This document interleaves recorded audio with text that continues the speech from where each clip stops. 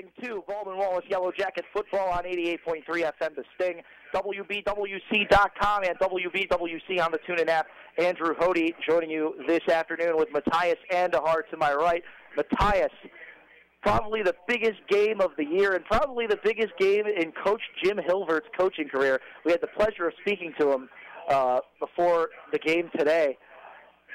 Baldwin Wallace and John Carroll, it's the 33rd annual meeting for the Cuyahoga Bowl Trophy, the Gold Rock, as Coach Hilvert referred to it as. And both of these teams right now, well, John Carroll, traditionally we see these teams both in really good positions. John Carroll right now at 6-3, they're really just playing to ruin the Yellowjacket season today. But the Yellowjackets have a playoff spot on the line. They haven't made the playoffs since 2003, excuse me. And they also have not beaten John Carroll since 2012. And I will note that that game was, I believe, at John Carroll. Yes, it was. They beat them there 32-28. And the last time they beat John Carroll at home was, I believe, 2011. If I'm not mistaken, yes, it was. I believe last it was. time they beat John Carroll at home, 45-37 in 2011. So they have not beaten John Carroll here at George Finney Stadium since 2011. About 10 years. Beaten them, yeah, about 10 years, and they haven't beaten them in 9 years total. That game was at John Carroll in 2012. This is their opportunity to, and the last time these two teams met, which was in the spring of this year when the OAC did their little spring season, they lost 28-17. Yeah, and this is the golden opportunity.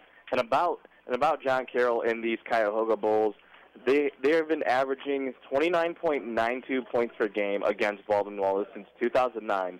So that's around 30 points per game every time they meet that John Carroll is putting up against VW.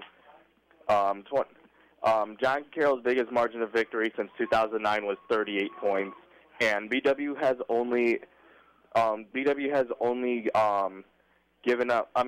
scored 15.1 points per game along that stretch, and it's just been. This game is just going to be as huge as possible if you are a BW fan, because right now we have a chance to make the playoffs for the first time in a while, just like you said. 2003 was the last time the Jackets made the playoffs. Yeah, and the thing is, earlier in the right before even the season started, the preseason poll, the LAC made a ranking of which team was going to be where. And they had John Carroll ranked 2 and BW at 6. But now BW kind of flipped the script, because now BW is fighting for a playoff spot, while John Carroll, whether they win or lose this game, it's not going to matter for them. Well, you know, the Yellowjackets are in really good position to come out with the win here today. If you look at scheduling alone, John Carroll coming off a 21-27 loss to Heidelberg in overtime. Heidelberg lost to the Jackets earlier this year, 20-10, and Heidelberg is having a really good year. They're 7-2 right now, third in the OAC. BW is second in the OAC with a record of 8-1. This is their first opportunity to be 9-1, I believe, since 2010. I want to say the last time they went. No, I'm sorry. Last time they did go 9-1 was 2003, and of course that loss was to Mountain Union. They beat John Carroll that year. It's been a long time since the Yellowjackets have been in this prime position at home. We could talk about the 2019 season when they went 8-2. I think the 2018 season, excuse me. When they did go 8-2 that year, they lost to John Carroll at John Carroll. That was the playoff determiner game there, and they ended up losing it. But this is the exact same position they were in that year. This time they get to do it at home. Will Coach Jim Hilvert be able to lead this program to their first playoff appearance since 2003, I think, is going to be the big question today. And not only that, will Coach Jim Hilvert get his first win against John Carroll? He is 0-4 against them right now, and this has to be the time that you're just like, all right, my team right now is better. We have the better record. We are 20th ranked in the country, and you guys are 4th ranked in 21st. Well, okay, 21st ranked. We are 21st ranked in the country, and John Carroll is 4th ranked in the OAC while we're 2nd ranked. And our only loss has been Mount Union. BW has one close game. They won blowout games. The only loss that they have is, once again, Mount Union, and Mount Union is 4th in the country right now. and just this has to be the game that you stand up to John Carroll and be like, look, we are the better team, and this is our game, and this is when we make the playoffs. This is going to be the Yellowjackets' opportunity to clinch that spot, ranked at number 21 right now, or will John Carroll spoil the fun for the Yellowjackets? Once again, that's going to be the question in this game today. The Yellowjackets at 8-1, John Carroll at 6-3. John Carroll trying to get to 7-3, and then the tiebreaker between them and Heidelberg, if Heidelberg were to win today, will become a bigger factor. I think Heidelberg would still have the advantage based on head-to-head, but Heidelberg's a ranked team right now too. And you look at the OAC and all the other games going around right now, not too much that's going to be a season determiner. I guess the only thing that would really be a difference is if Mount Union today were to lose. But with that said, this is probably the highlight game in the OAC, the entire conference, the battle for the Cuyahoga Bowl trophy. Once again, 33rd annual bowl, Matthias. Big game going on here in Berea this afternoon. And not only a big game for BW, probably the biggest game that I am going to be calling so far in my young career here at the thing. Well, yes, this is your first time calling BW John Carroll, isn't it? This is my third game. So we're glad to have you on the team, buddy. And we're going to have one heck of a game for you today. Like it always was, I'll tell you one thing. While BW hasn't won any of these three games, they've always been relatively close. And the Yellowjackets in 2019 in particular, it was 10-10 all the way till 1:05 in the fourth quarter, only to lose it on a last-second touchdown to John Carroll, and the clock would run out when BW had the ball. So this is a great opportunity today. We also should talk about the weather a little bit. American flag here is blowing hard, so the wind could be a factor kicking those field goals today. It was snowing a little bit earlier. It might snow a little bit later today. But as of right now, it's going to be relatively cloudy, cold, and it's going to be perfect weather like it always is for a game of football. Yeah, football is that sport that can be played in almost every weather. And this one, there's no rain, there's no snow, so there's no interference other than the wind. The wind, I believe, could be blown as high as 20 miles per hour today. So the player throwing a ball is going to be a very tall task today, but our offense has been through the run game either way. And going off of that, the key to this game, at least for me, has to be through that man that's down on the field right now, number 34, John Murray Jr. He cracked 1,000 yards this season. He has to be one of our most valuable players on the team. We are ranked third in rushing offense, or we're ranked top 10 in rushing offense in the OAC, mostly because of him, because our offense runs around what he does, and he's going to be the determining factor of the game if John Carroll can stop him. And even if they can't stop him, we have the field general, which is Keegan Armitage, Darius Stokes, the wide receiver who has been doing great this season, Jack Arnold. Nick Cuppage is our kicker, but he's still a great kicker. But we just have so many good offensive pieces on this team. So the key to the game is to put up points and especially run through John Murray Jr. Absolutely. And if you're the John Carroll Blue Streaks, you also have the third rushing attack in the OAC. Yellowjackets come awfully close to that today, too. So John Carroll, expect them to run the football a lot today against the Yellowjackets here in Berea.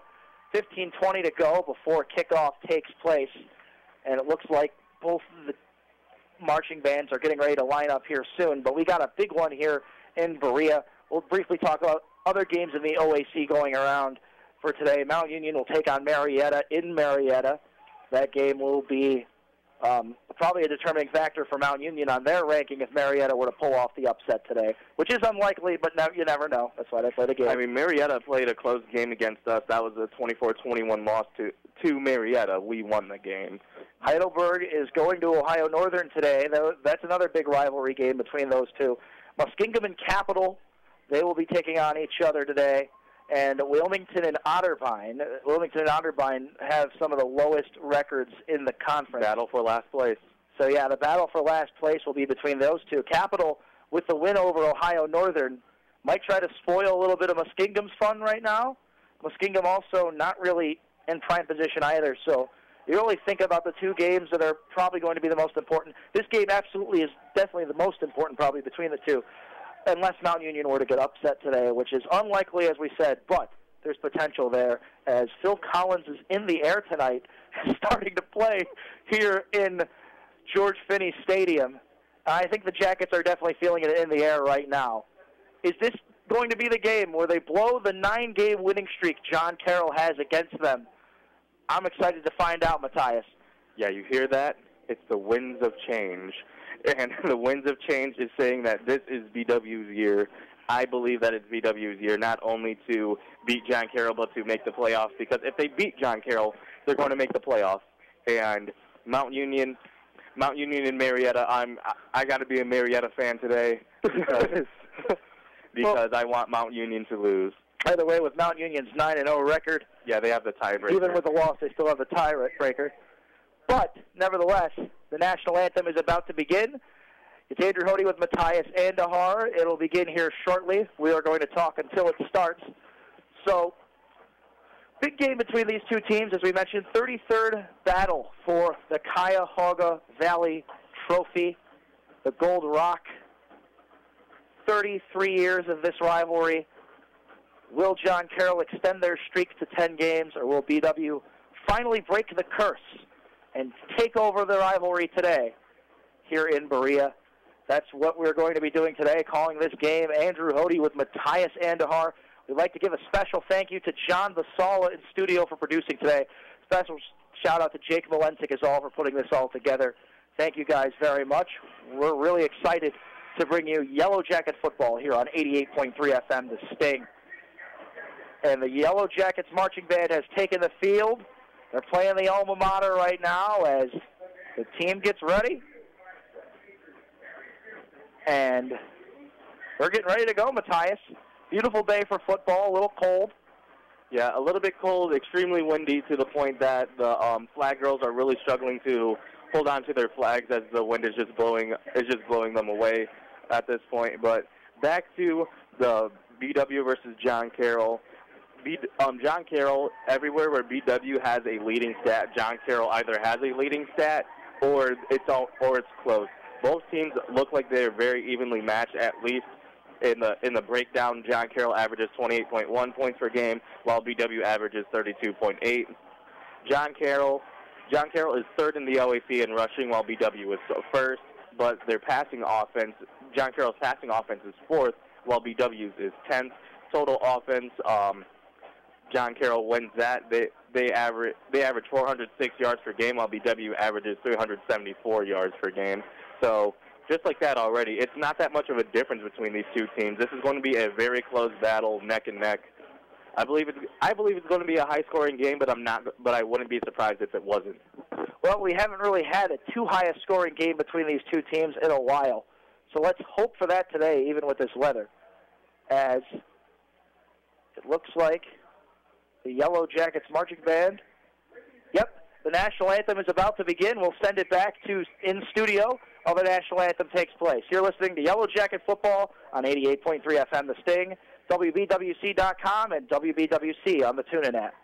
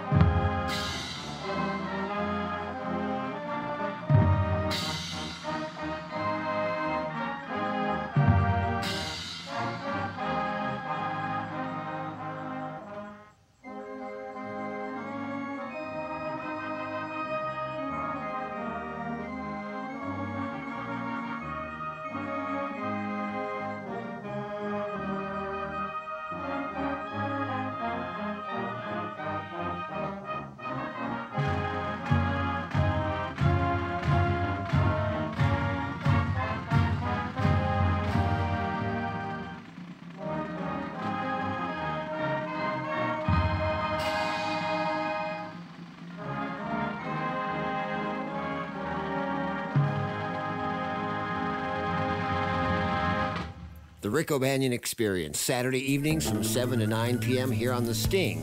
The Rick O'Banion Experience is a theme-based show. It's all about the music, from Bauhaus to Crowded House. From Bare Naked Ladies to Men Without Hats. From Van Gogh's Daughter to the Sons of Elvis. From ABC to XTC. From 7 Mary 3 to 311 to L7. The Rick O'Banion Experience. Saturdays at 7 on 88.3 FM. WBWC.com. From the Psychedelic Furs to the Plain White Tees. It's Baldwin Wallace Yellowjacket football on 88.3 FM, The Sting, WBWC.com, and WBWC on the TuneIn app. Great demonstration there by the BW Marching Band with the national anthem. And I love what they were doing on the board, too. They were showing shots of Cleveland, emphasizing the importance of our town and this rivalry between these two small schools. Coach Hilbert told me, Matthias, in the interview, how this is probably one of the best small school rivalries in all of the country, and I have to agree with him. It's especially a big one today, seeing that I-480 really is the only separation between these two teams, about 35 minutes away from one another. Yeah, and with small-time rivalries, at least Cleveland, growing up here, we've had big ones. We have St. Ignatius versus St. Ed's. You got to talk about that one in high school, of course. Yeah, we have Ignatius versus Ed's, and we have BW versus BW versus John Carroll. Those are at least the two biggest rivalries in my mind that happen around in Cleveland, and it's just so good to finally be able to call a rivalry game because these games are huge. We know how much these two teams don't like each other, but they have a very happy history with the rivalry. You talk about the Yellowjackets. While the Blue Streaks do lead the series all time, the Yellowjackets have managed a lot of different ways to win.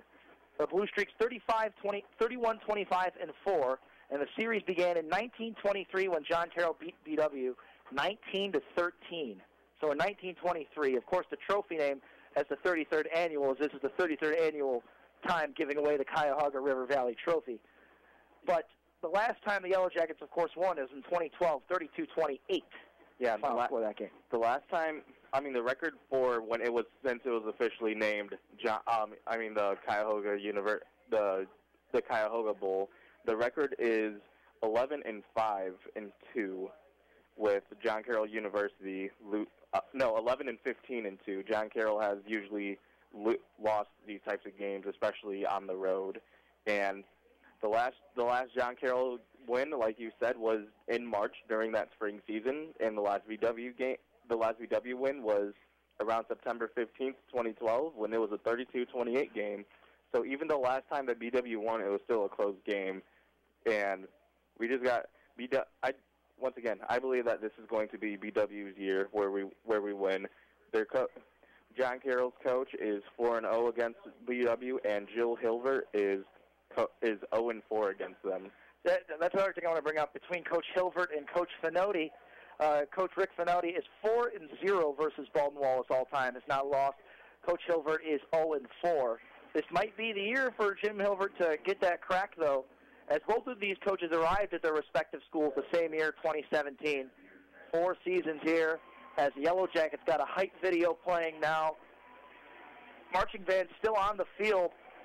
Yeah, and the players are getting all lined up and ready to go out of the tent here. They got a big tent going on for today's game for the rivalry. Yeah, who would have known becoming ranked we get better stuff.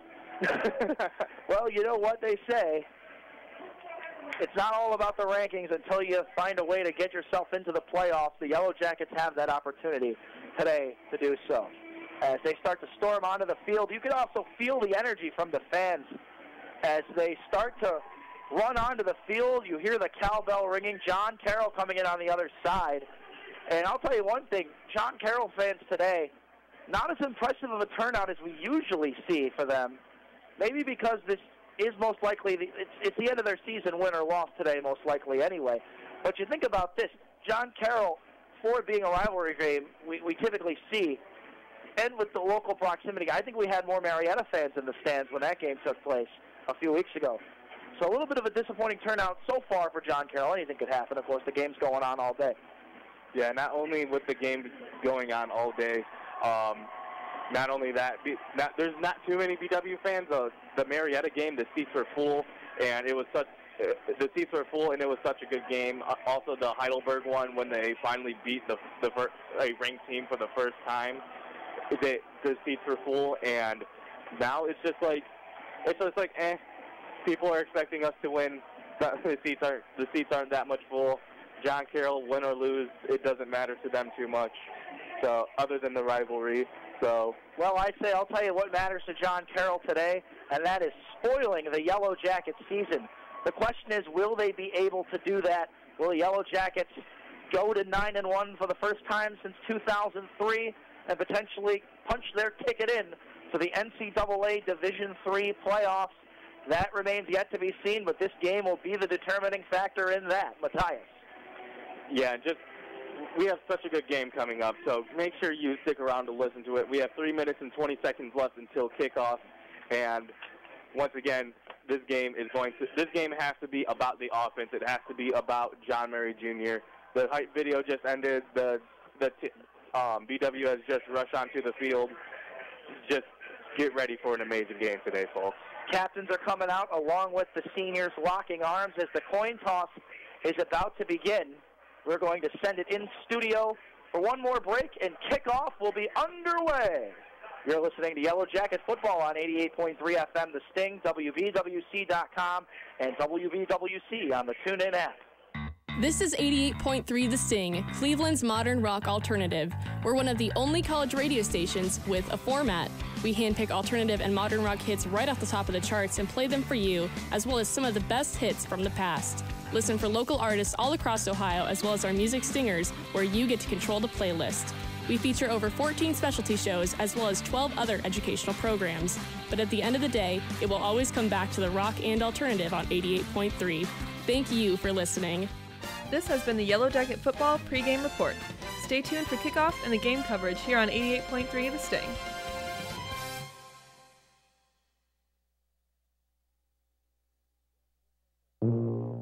If you love them enough to listen to them practice the same song on tuba, please be done.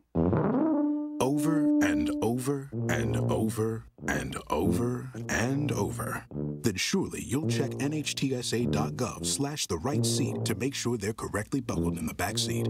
Sounds good, honey. Check today at nhtsa.gov/the right seat. Brought to you by the National Highway Traffic Safety Administration and the Ad Council. My husband had a gun. Him and his friends would go shooting. The ammunition, unfortunately, was not stored separately. In a million years, we never thought that Emily could. There's a hole in our family that can never, ever be filled. 63 Americans a day die by gun suicide. With safe gun storage, we can give our loved ones a second chance at life.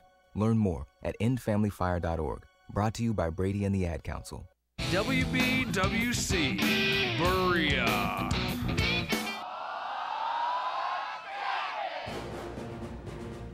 It's time for the Yellowjacket Football kickoff here on 88.3 The Sting.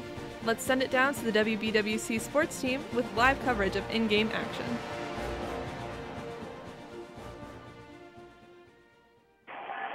The stadium is packed and loud at George Finney Stadium in Berea, Ohio. Yellowjacket fans on their feet as their team won the toss and elected to receive. So the Yellowjackets are going to get the ball right away. It's Andrew Hody with Matthias Andahar. And it's the Baldwin Wallace Yellowjackets taking on the John Carroll Blue Streaks, the battle for the Gold Rock Cuyahoga Valley River Trophy. 33rd battle for it. Will it return to BW for the first time since 2012? We're about to find out as kickoff is underway, and it is going to be received by number 3, Ian Mitchell, to start things off. He takes this to the 22-yard line of Baldwin Wallace, and that's where the Yellowjacket offense is going to set up shop. With 14:54 on the clock. He got taken down short around the 17-yard line for BW. Oh, that is the 17-yard line. Excuse me. Right by the numbers. It'll start at the middle hash. And we got Keegan Armitage now underway. Yellowjackets wearing brown jerseys with white numbers and yellow pants with brown stripe down the middle. And the side, the John Carroll Blue Streaks, gold helmets, white jerseys, gold numbers. Looking like Notre Dame. Yes, they do. They have a similar color scheme to the Fighting Irish. As the Yellowjackets start, Armitage's pass complete. He fakes the handoff And I believe he passed that to number 6. Yep, Andrew Bortz. Andrew Bortz with the quick completion. You gotta, if you get your pass game going early and make the running game seem unexpected, with John Murray Jr. at the running back, a quote-unquote unexpected run is going to go a long way because they have to respect the pass game as well. Gain of 2 on the play, 2nd down and 8 at the Baldwin Wallace 19-yard line. Hand off to John Murray Jr. He runs up the middle, and the John Carroll Blue Streaks all over it. I think a gain of 3 or 4 on the play. That's going to make it 3rd down and 5.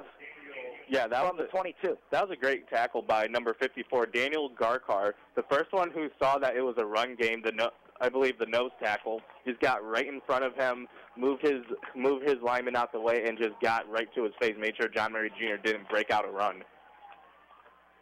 13:52 on the clock, 0-0, Baldwin Wallace, John Carroll. 3rd down and 5 at the 22 of BW. Armitage trying to find an open man, and he throws it away. He really had no choice but to do that. There from the John Carroll Blue Streaks defense on the play, and that's going to cause the Jackets to have to punt this one away. So not what the Jackets want early on, but they were trying to get that running game going. There just wasn't enough room. Yeah, they're actually trying. I actually think that they were trying to get the pass game going, doing 2 passes and only 1 rush with a running back like John Murray Jr. Yes, he only ran for 3 yards, but that ended up being the most yards gained you got on this play or on this drive. The Yellowjackets punting unit is underway, and this will be punted, of course, around the 39-yard line. Great bunt by Baldwin Wallace. Great bunt by John Carroll. Dylan Koyman, the punter on the play. Yeah, last week he didn't have such a good week going against Ohio Northern. Some of his punts went high but not far, but that one definitely went far, and that's what you need to pin John Carroll at least in their side of the field.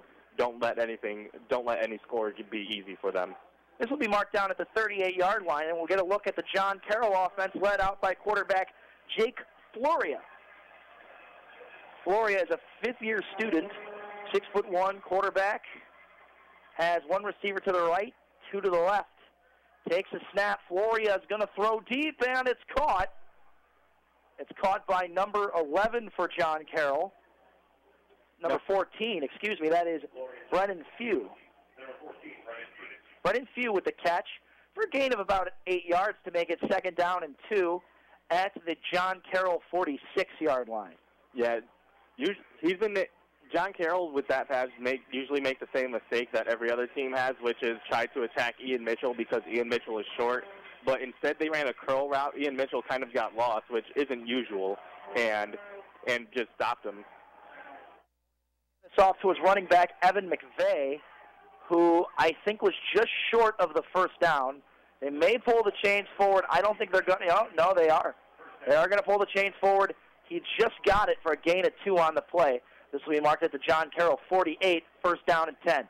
I at least thought that was stopped short, but good extra effort by McVay to get over that line. The Blue Streaks, of course, like the Yellowjackets, have struggled with Mount Union over the years, but John Carroll over the last 9 years, perfect against the Yellowjackets. 2012 was the last time Baldwin Wallace has beaten the Blue Streaks as Floria lines up with his offense. And for a 1st and 10 at the 48-yard line with 12:22 on the clock, 0-0 for both teams. Floria with 3 wide receivers to his left, running back in the backfield. That running back is McVay. He's going to wave him over to a receiver slot position on 1st down and 10. Long wait for the snap there. They let the play clock wind down, and it's going to be an incomplete pass from Floria to Brennan Few. Again, incomplete. Yeah, great coverage on the play. Yeah, great coverage by Dylan O'Donohue. He didn't look for the ball he was looking right at the receiver, and then right when he saw the receiver's hands go up, he put his arm up to make sure that it didn't go past him. Great coverage by the linebacker, Dylan O'Donohue. That's going to make it 2nd down and 10 at the John Carroll 48. 0-0 for Baldwin Wallace and John Carroll both as the score.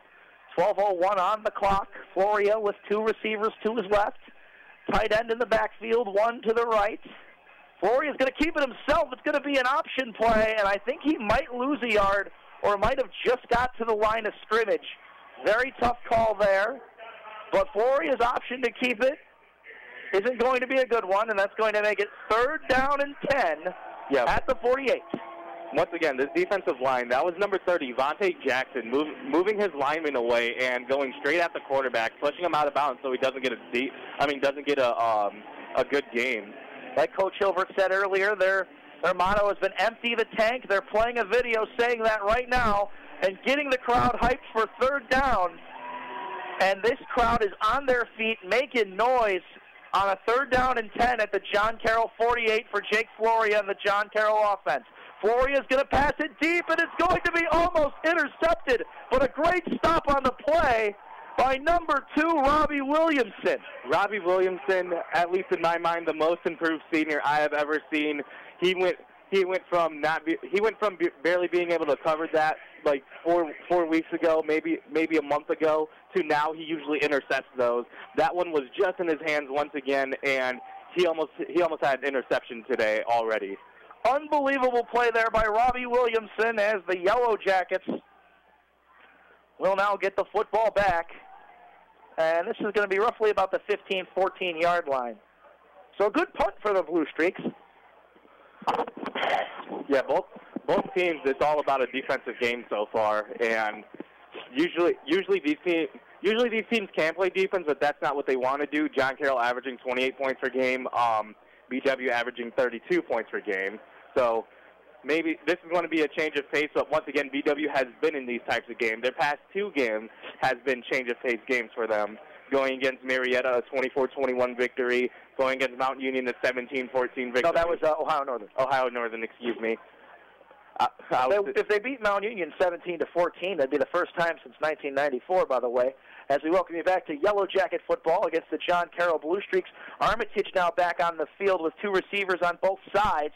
He is going to hand the football off to John Murray Jr., who will gain a couple. It looks like a pretty reasonable gain of about 4 or 5 yards. That's going to make it 2nd down and 6 at the 18-yard line of Baldwin Wallace for a gain of 4 on the play from the 14-yard line. As we mentioned before, that was a great punt by the Blue Streaks on the play. At 10:40 to go in the first quarter, BW 0, John Carroll 0. 2 receivers to the right for Armitage, 2 to the left, as he is going to hand this one off again. And John Murray Jr. gaining a couple more on the play. I think he's going to gain another 3. That's going to make it 3rd down and 3.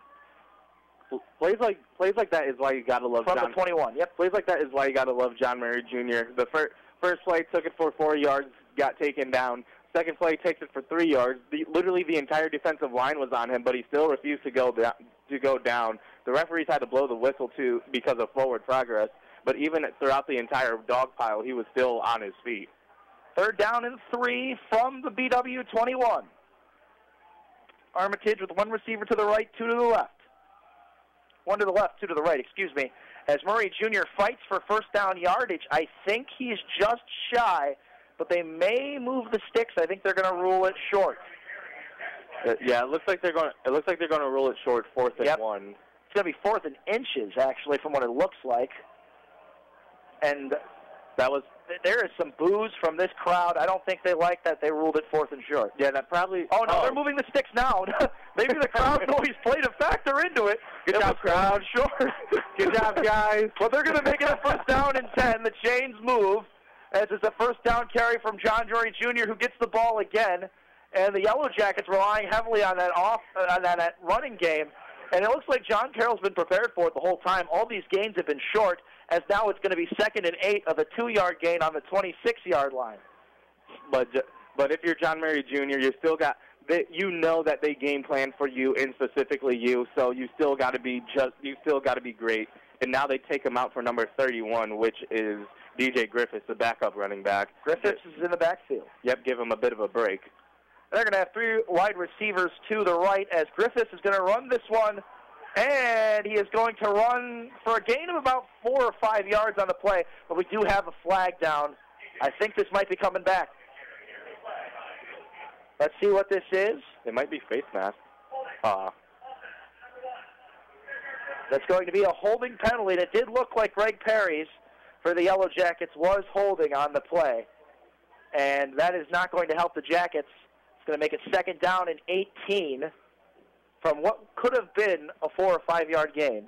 They're going to be back at their own 16-yard line now for the first penalty of the game. Yeah, that was our best. That was our best run all day so far by DJ Griffiths. And instead of a 4 or 5 yard gain, like you said, it's now 2nd down and 18 on our own 16-yard line. 8:28 to go here in the first quarter. No score in the game between Baldwin Wallace and John Carroll yet.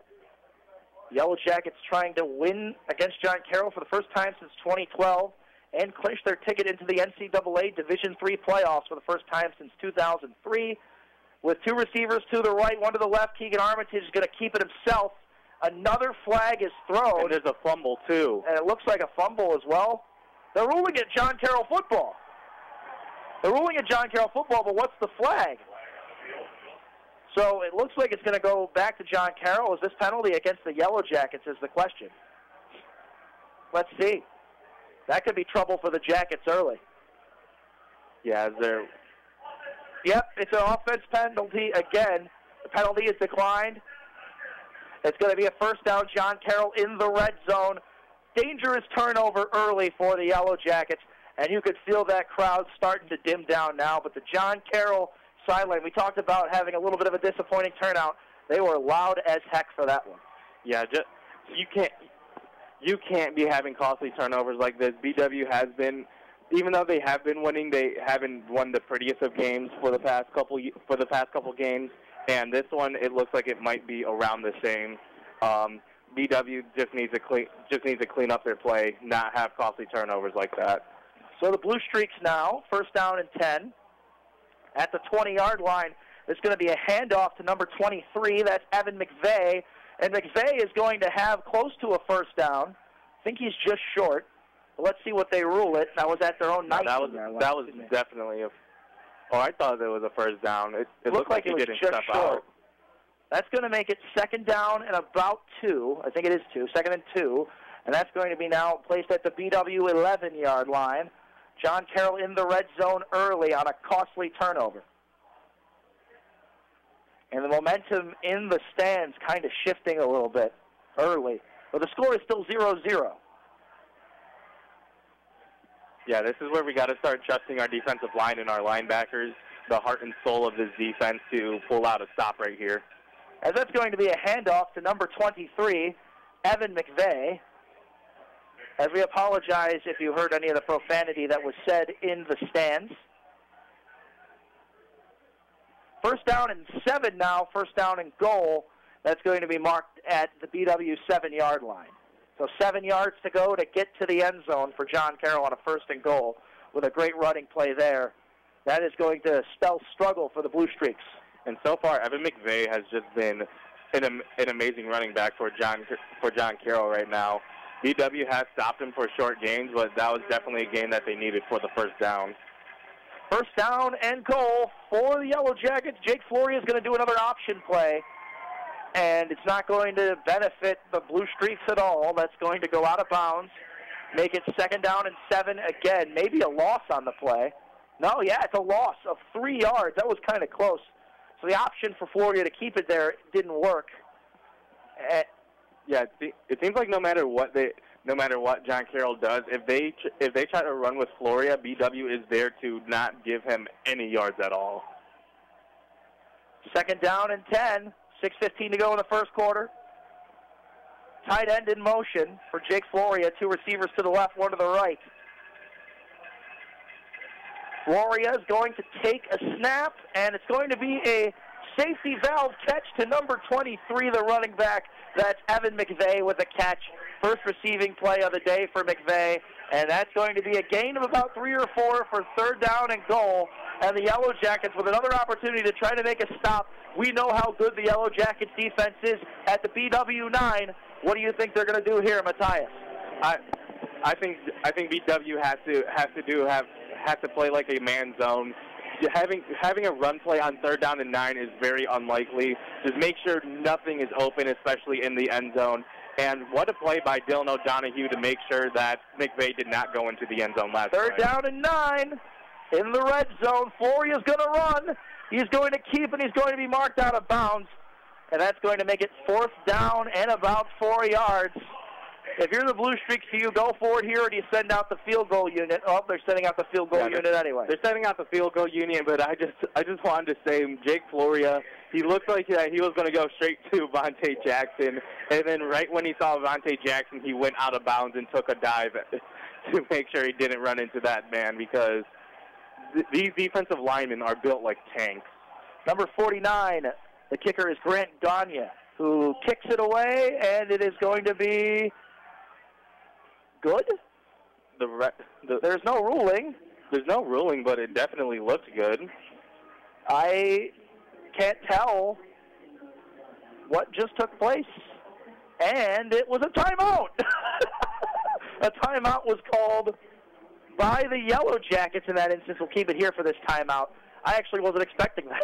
Yeah, I was so confused because the kick went through, and I didn't hear a ref whistle blow. Both of these fans have been very loud today so far.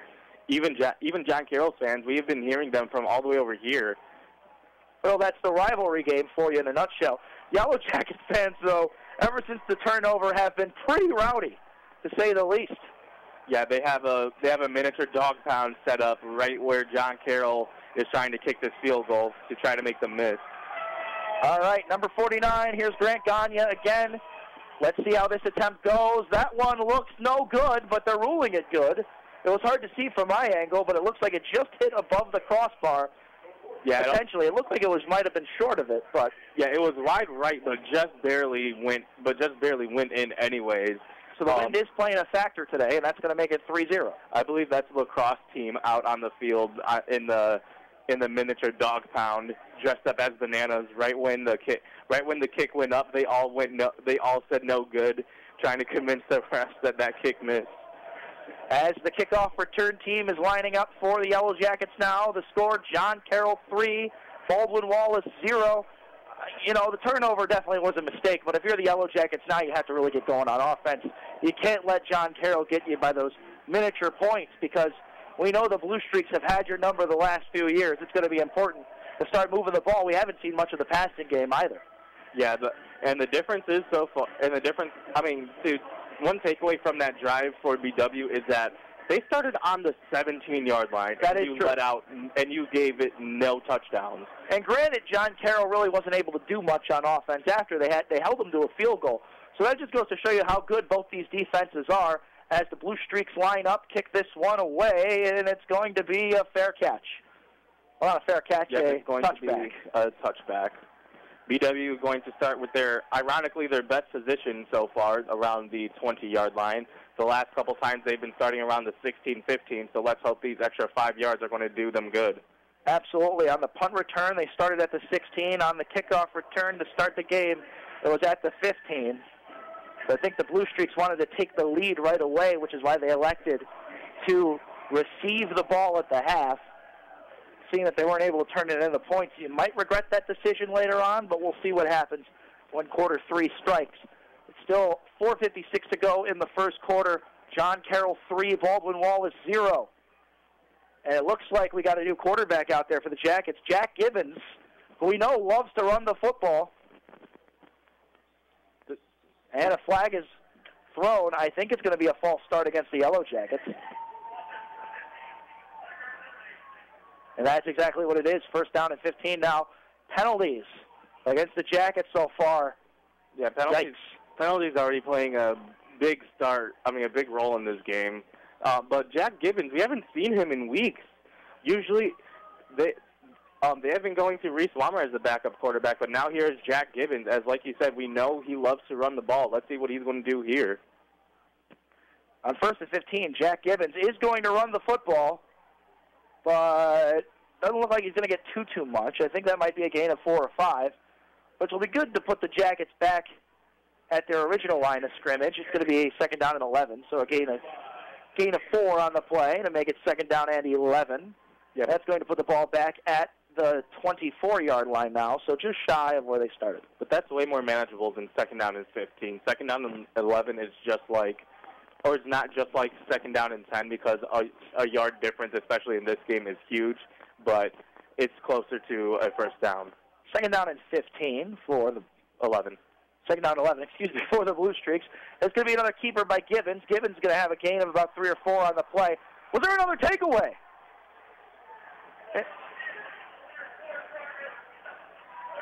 It says that they say they're down. So okay. It's not a takeaway. It looked like it might have been, but the forward progress definitely affected the Jackets. They stopped the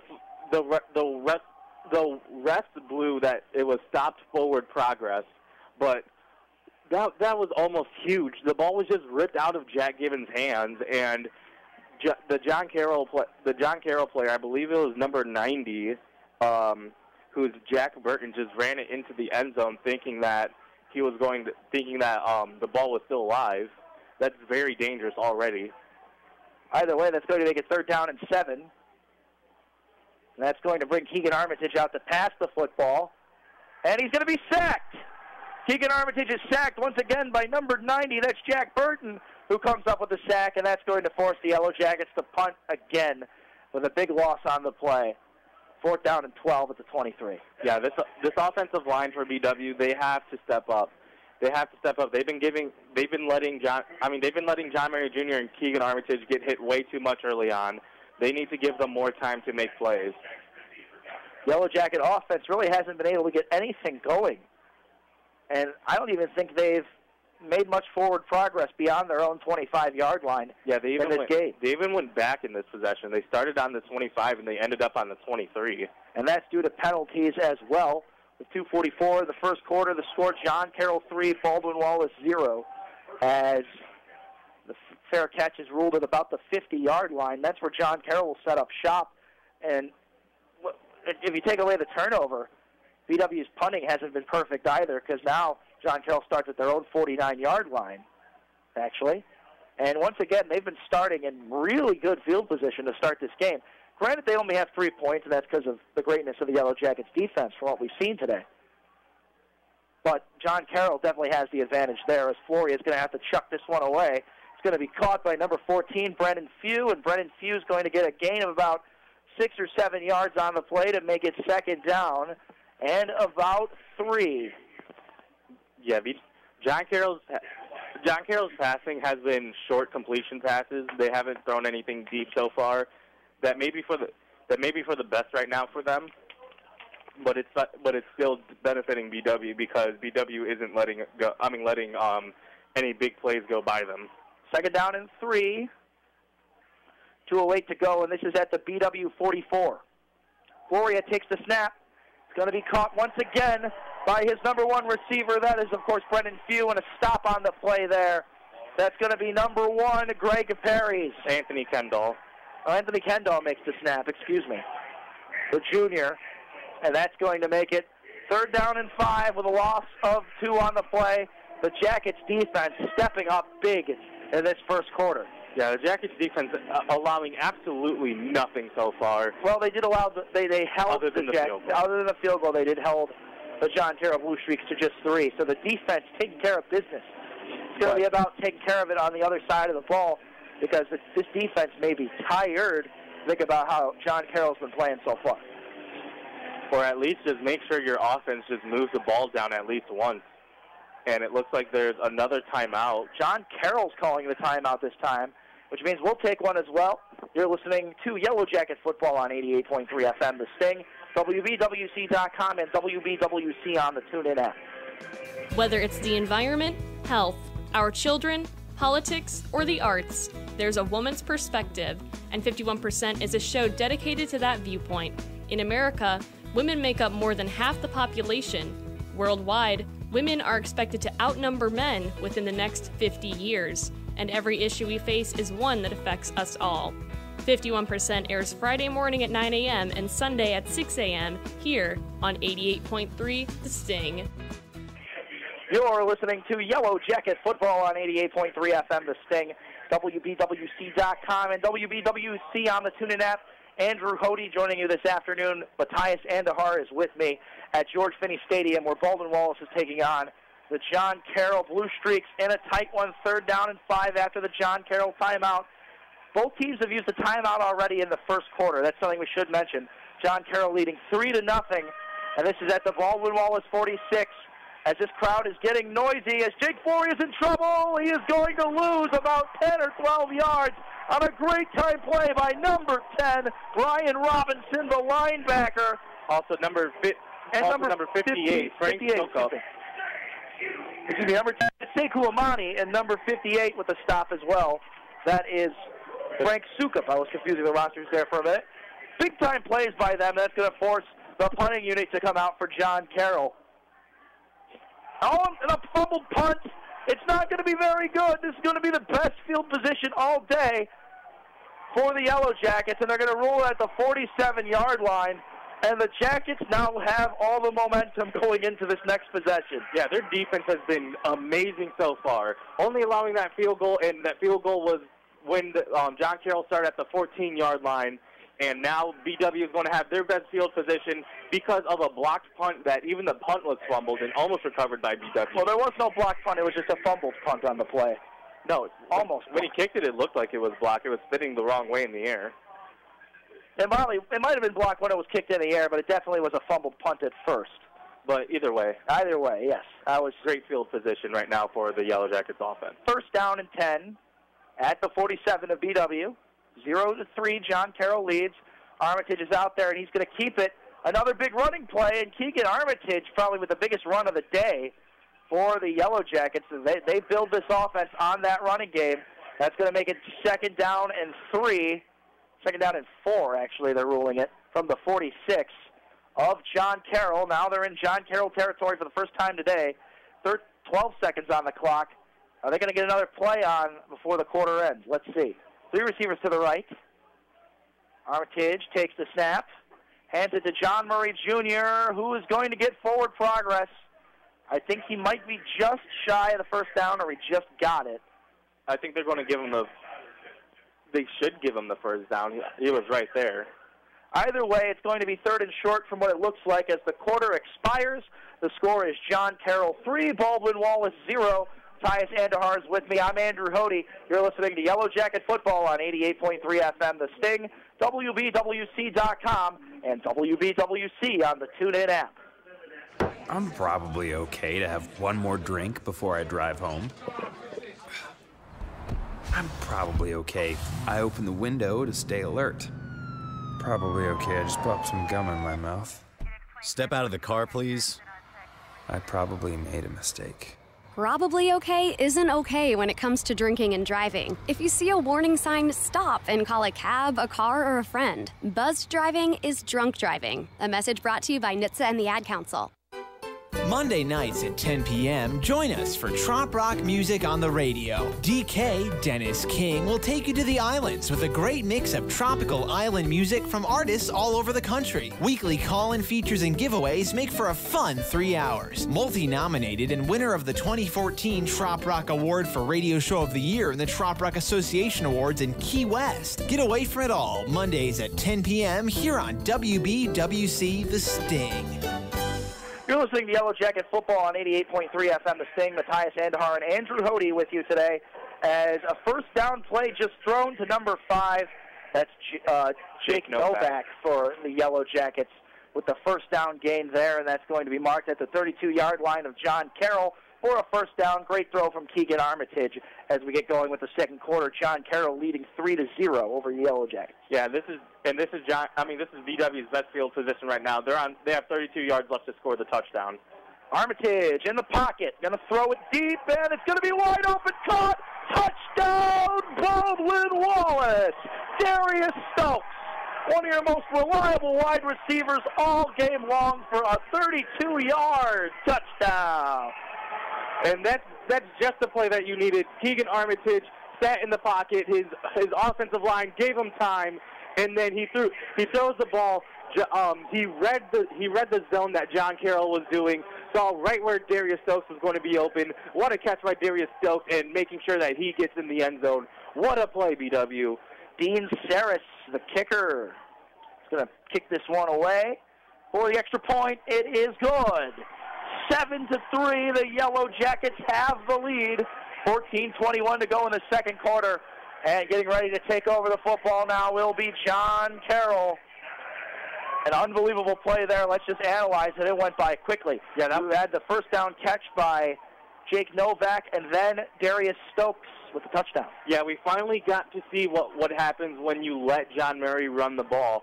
John Murray didn't have a lot of gains, but it was just the intimidation of, okay, John Murray Jr. can get the ball at any time when they run, and it's going to be a big play, so we have to stop him. And since John Carroll was so focused on stopping John Murray Jr., it just left the passing game wide open. Like he said, the first down completion to Jake Novak, and then finally the 32-yard bomb to Darius Stokes for that touchdown. Unbelievable play there for the Yellowjackets to get that touchdown and make this score 7-3, Baldwin Wallace. The next kick is going to be underway for the Jackets. John Carroll now has to respond with 14:21 to go in the second quarter of this one.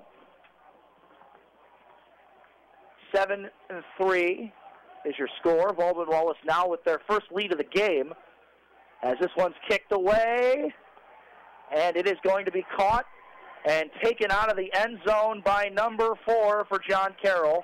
The returner is Devin Limerick. And Limerick is going to be marked down, I believe, around the 25-yard line, but a flag is down. Yeah, great run, but there was 2 different flags that happened. I believe that at least one of them has to be on the offense, the receiving team. Let's see what takes place. They are pointing the Jackets' direction, one of the officials, but the Jackets are pointing the other way. So let's see what this call is.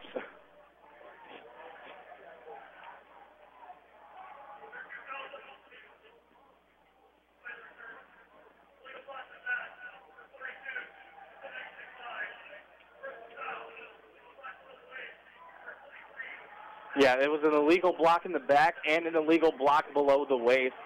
Of course, that's a very dangerous block to do, and that's going to pin John Carroll back very far. They're almost going to be backed up into their own end zone, and the Yellowjackets put them in the same position they were in to start the game, and that's going to give Jake Floria and this John Carroll Blue Streaks offense a little bit of a struggle to start off this opening drive here, this second. Yeah, they're on their own 7-yard line. On their own 7, that's where Jake Floria and the John Carroll Blue Streaks will set up shop. He is going to hand this one off to number 23, that's Evan Mcvay, with a reasonable gain of about 3 or 4 yards, so they're out of end zone trouble. Yeah, that was a great run by Mcvay. Mcvay has been stepping up for this team so far with that 6-yard gain. Now they're on the 13-yard line instead of the 7-yard line, which is huge already. Nick Wright, with a stop there for the Yellowjackets. 13:47 to go in the second quarter. Baldwin Wallace 7, John Carroll 3. 2 receivers to the right for the Blue Streaks, 1 to the left in a shotgun formation. And it's going to be Floria with the ball. He's going to throw it. And it's going to be incomplete, intended for his running back, number 23, Evan Mcvay. Incomplete pass. That's going to make it 3rd down and about 4. And 3rd down and 4. If he held on for that ball any longer, Sikulamani was right there getting ready for a big hit. So he didn't even have time to let that, Floria did not even have time to let that play develop because Sikulamani was just blitzing all day, making sure that there was nowhere for him to go. 3rd down and 4 with 13:28 to go in the second quarter. Jake Floria with 2 receivers to the right, 2 to the left. He is going to take a snap. In trouble. Escapes the pressure. Still with time, and he's going to have a catch. I believe they're going to rule it incomplete, though. He might have been out of bounds. I think it is an incomplete pass. And that was intended for number 0. No, what a catch. He caught it. Oh, they are ruling it a catch. Joe Torek with the catch. Number 0 for John Carroll. What a play, because he was leaning out of bounds, had a defender who hit him out of bounds, just barely had 2 feet in bounds for that catch. What an amazing play, and they were just, once again, there were 4 defensive linemen right at Floria, so he didn't have much time to let that play develop, but great thinking on the fly.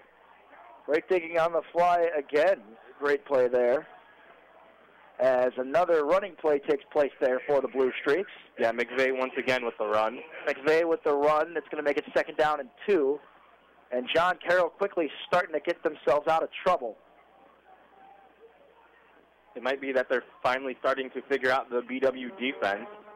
But because, well, they have to on this drive. They're down 7-3, and you don't, even though it is a close game, you don't want to be down really early, especially against these Yellowjackets. Yellowjackets trying to find a way into the playoffs as John Carroll's just trying to ruin their season. 2nd down and 2. Jake Floria with 1 receiver to the right, 3 to the left. And it's going to be a QB keeper. Floria almost had the 1st down, but he's going to be stopped short. Anthony and a play Kendall by Greg once Terry. again. Oh, that's Anthony Kendall, excuse me. Anthony Kendall, the defensive back, with a big-time play. And that's going to back the John Carroll Blue Streaks up to the 26. That's going to make it 3rd down and 6 with 11:47 to go in the 2nd quarter. 7-3, Baldwin Wallace leads. And this is going to be another big 3rd down.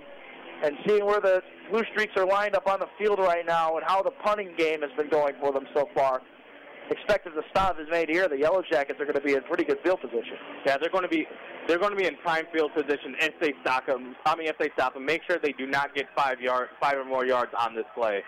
3rd down and 5 with 11:19 in the 2nd quarter. Floria's going to escape the pressure, and it's going to be nowhere to go. It's a fumble. It's a fumble on the play, recovered by the Jackets.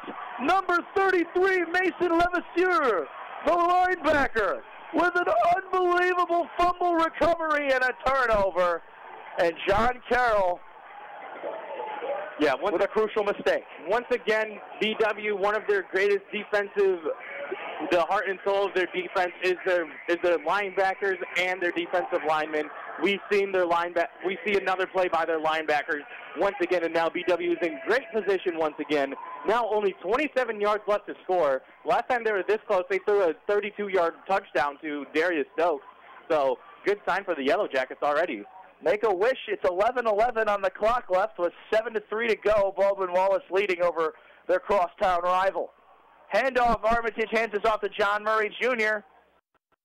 Before, John Carroll's been all over him today. He hasn't been able to run like usual. And that play is kind of different with a gain of about 5 on the play. But still, the Blue Streak's all over him. Yeah, but once again, a play like that, it took 3 defensive backs to even stop him. And even that, he was still just chugging his feet forward. And the only way that they ruled him down was because of forward progress has been stopped. Forward progress was stopped. Forward progress, a big part of actually why the Jackets have a 7-3 lead right now.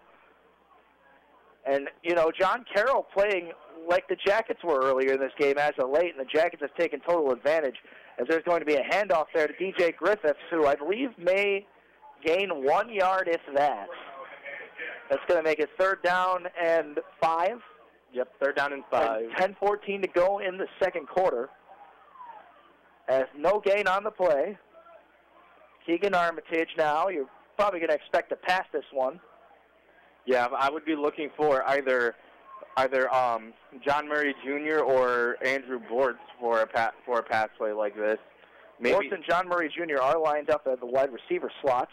But Armitage is going to keep this one with lead blockers ahead of him. Is he going to get the 1st down is the question. Yeah, he definitely got it. I think he did. What a play by Coach Hilbert, because everybody was expecting the pass, including us, and Keegan Armitage just catches the ball, not even faking a handoff, just running it himself down. And what a play already. 1st down and 10 on the 16. And talk about the run game chewing this clock up. 9:30 to go in the 2nd quarter. 7-3 Baldwin Wallace. Handoff to John Murray Jr. Murray Jr. is going to run in the middle. And he is going to be shy of the 1st down marker. But it looks like by only a hair. That's going to make it 2nd down and 2. Yeah, John Murray Jr. with his highest yardage on a rush in today's game already, with only 8 yards. But that 8 yards is crucial because now it's 2nd down and 2, and they have 8 yards left to score instead of 1st down on the 16. 2nd down and 2 on the John Carroll 8 for the Yellowjackets. 1st down will be a 1st and goal as John Murray Jr. is going to fight to try to get it I don't know if he was able to get it. He might have broke the plane. It looks like he did. They're not moving the chains, probably because it'd be a first and goal. Yeah, first and goal. They're not moving the chains. So first and down and goal at the John Carroll 5-yard line. John Murray Jr. lined up in the backfield. Keegan Armitage with 2 receivers to his left, 2 to his right. John Carroll really loading up the defensive line as Armitage is going to keep it again. Fools no one. Touchdown, Baldwin Wallace. 13-3. The Yellowjackets have taken an extension to their lead. And this is one way to get going if you're the Yellowjackets to start things off in this one.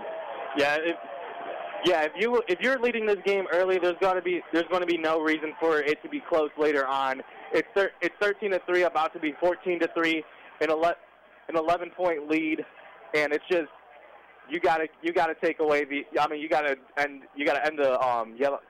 end John Carroll early to win this game. And that's what the Jackets are going for. Is it going to be a fake? No, or a fumbled kick? I think it was a blocked kick. No, it looked like there was a false start, and then Reese Wammer, solid 26, was right there, ready to block it. And instead of just letting him block the kick, he just decided to take it himself and then try to make a play out of it. They call encroachment, by the way, on the flag. So that's going to actually benefit the Jackets. And that's a good thing, I think.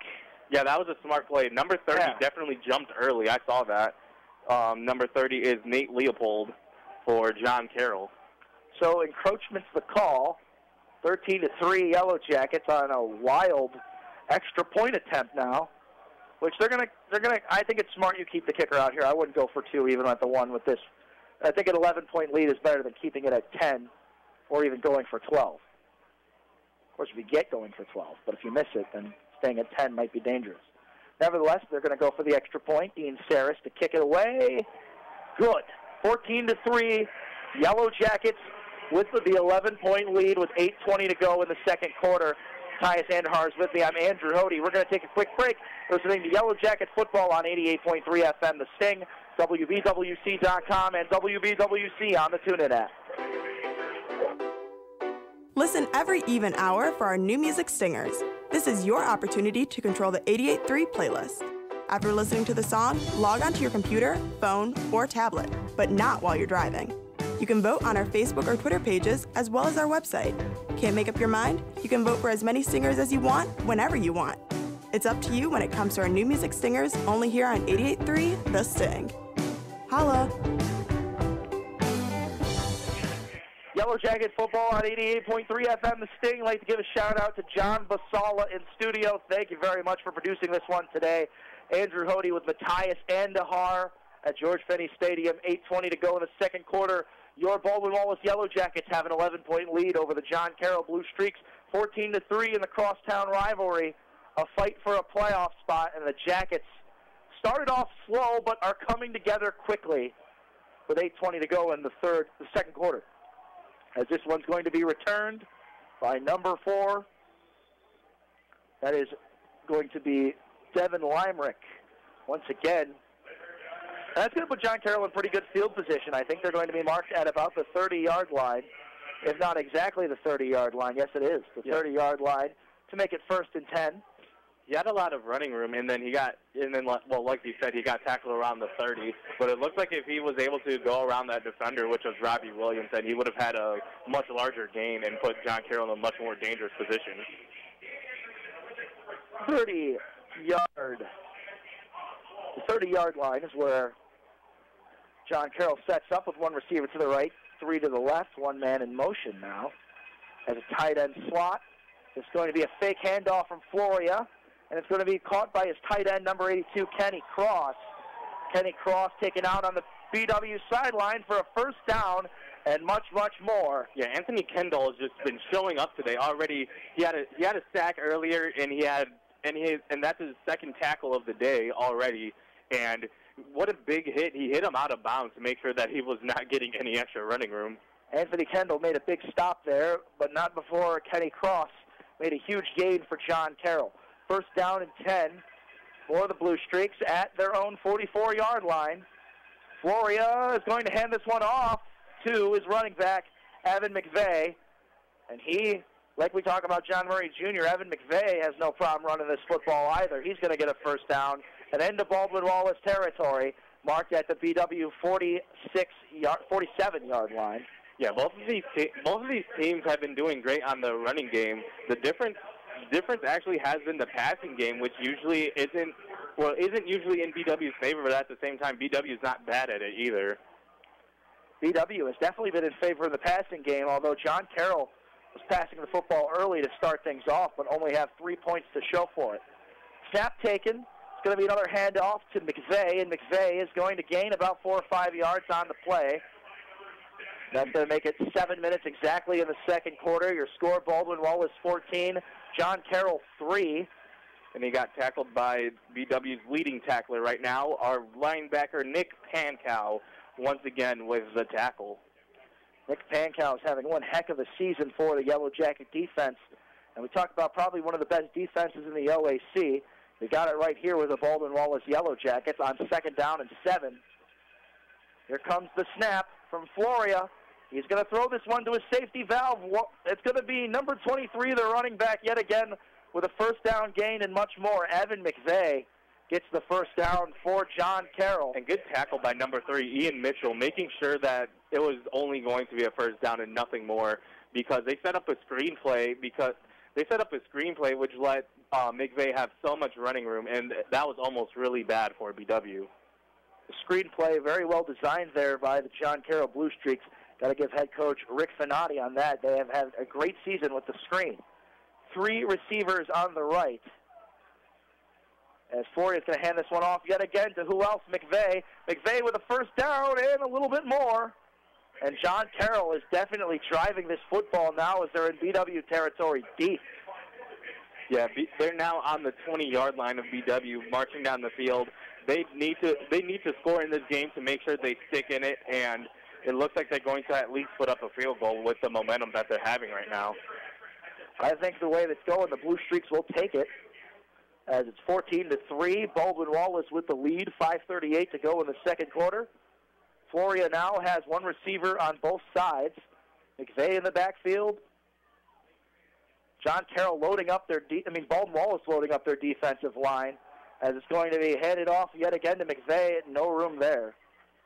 It's actually going to be number 1, Matthew. Oh, excuse me, that's going to be Matthew Buser.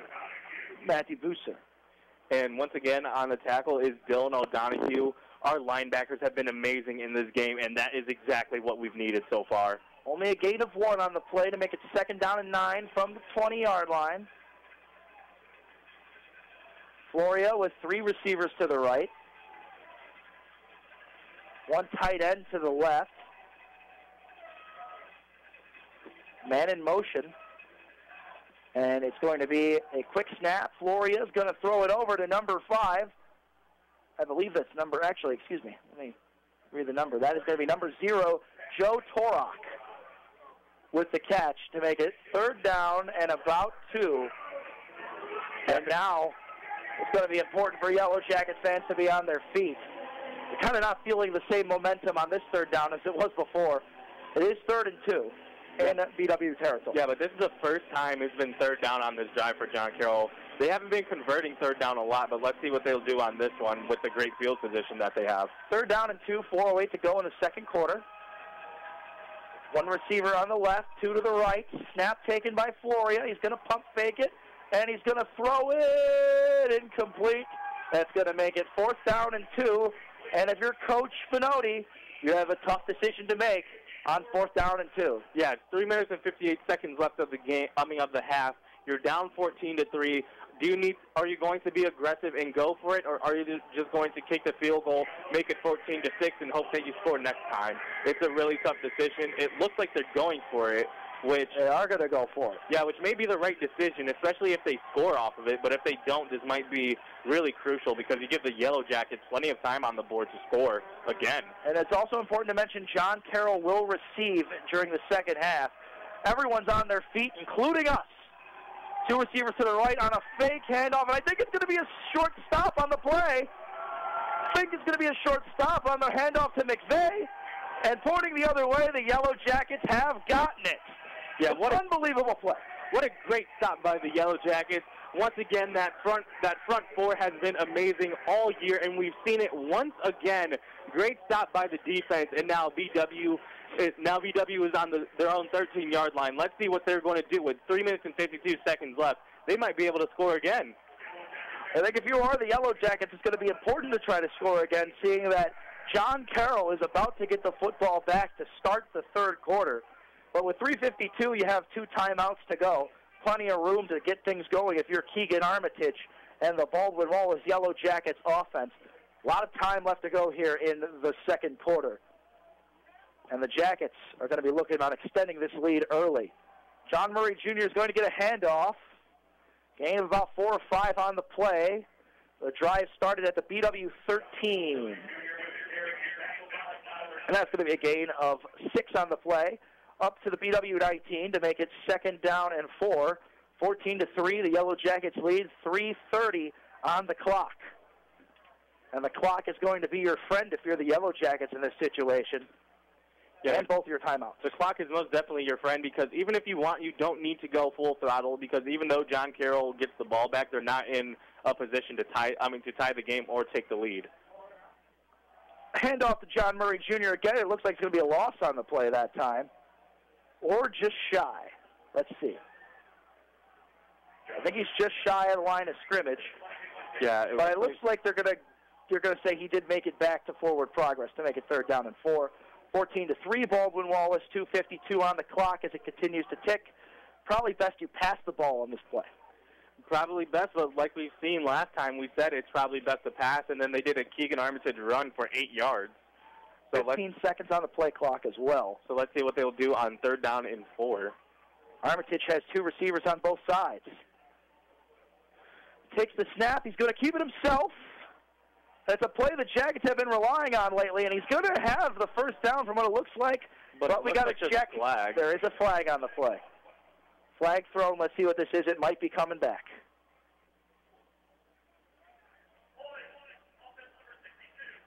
Number 62 with the holding penalty. Number 62 is going to be Patrick Simon, the offensive lineman from Homestead Falls. Going to send the Jackets back. And that's going to make it 3rd down and long. 3rd down and 13 with 2:26 on the clock. So now John Carroll likely to get this football back. Unless they do a deep completion. We saw something like this against Ohio Northern when they did a long completion to Darius Stokes that was to seal the game, but this one would be to seal the half. Darius Stokes is the intended target on this play. Did he catch it? What? I think he did. What a catch. You talked about Darius Stokes, and look who caught the football. Darius Stokes to the 45-yard line of Baldwin Wallace for an unbelievable 1st down grab.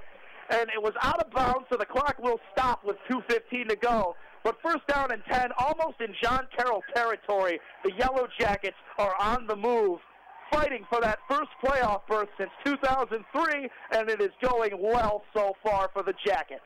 Yeah, they went from the 15-yard line all the way to their own 46-yard line. Another 31-yard play by BW, and what an amazing catch. Darius Stokes has been making plays like that all season. There he is again where they needed him most. Here's going to be a handoff to John Murray Jr., and it's going to be forward progress with a gain of about 1 or 2 on the play. That's going to keep the clock moving. If you're the Yellowjackets, you probably want to at least put a field goal on the board before the half is over to make this a 14-point football game. Yeah, make it as out of reach as possible for them. 14 points is harder to come back from instead of 11, so they have to go. BW has to go for it, at least put up a field goal like you said. The fans are electrifying here at George Finney Stadium as Keegan Armitage is going to fake the handoff, and it's going to be a quick completion to number 16 on the play. The tight end. Andrew Cregan, the tight end, with a big-time catch. 1:18 to go here in the second quarter as that clock is going to continue to run. 1st down and 10 on the John Carroll 40. What a game we have here in Berea today. Yeah, and what a game especially for BW. Once again, fighting for the playoff spot. They're leaving everything on the line. Armitage, oh my goodness, is that Darius Stokes again? But a flag is thrown. But Darius Stokes did complete the catch. A flag is thrown. Maybe this is offensive pass interference. Let's see. I don't know, but once again, Darius Stokes with another amazing catch, a contested catch. That time there were 2 defenders on him, and he caught the ball. They call holding on number 3, which is Ian Mitchell on the offensive side of the ball.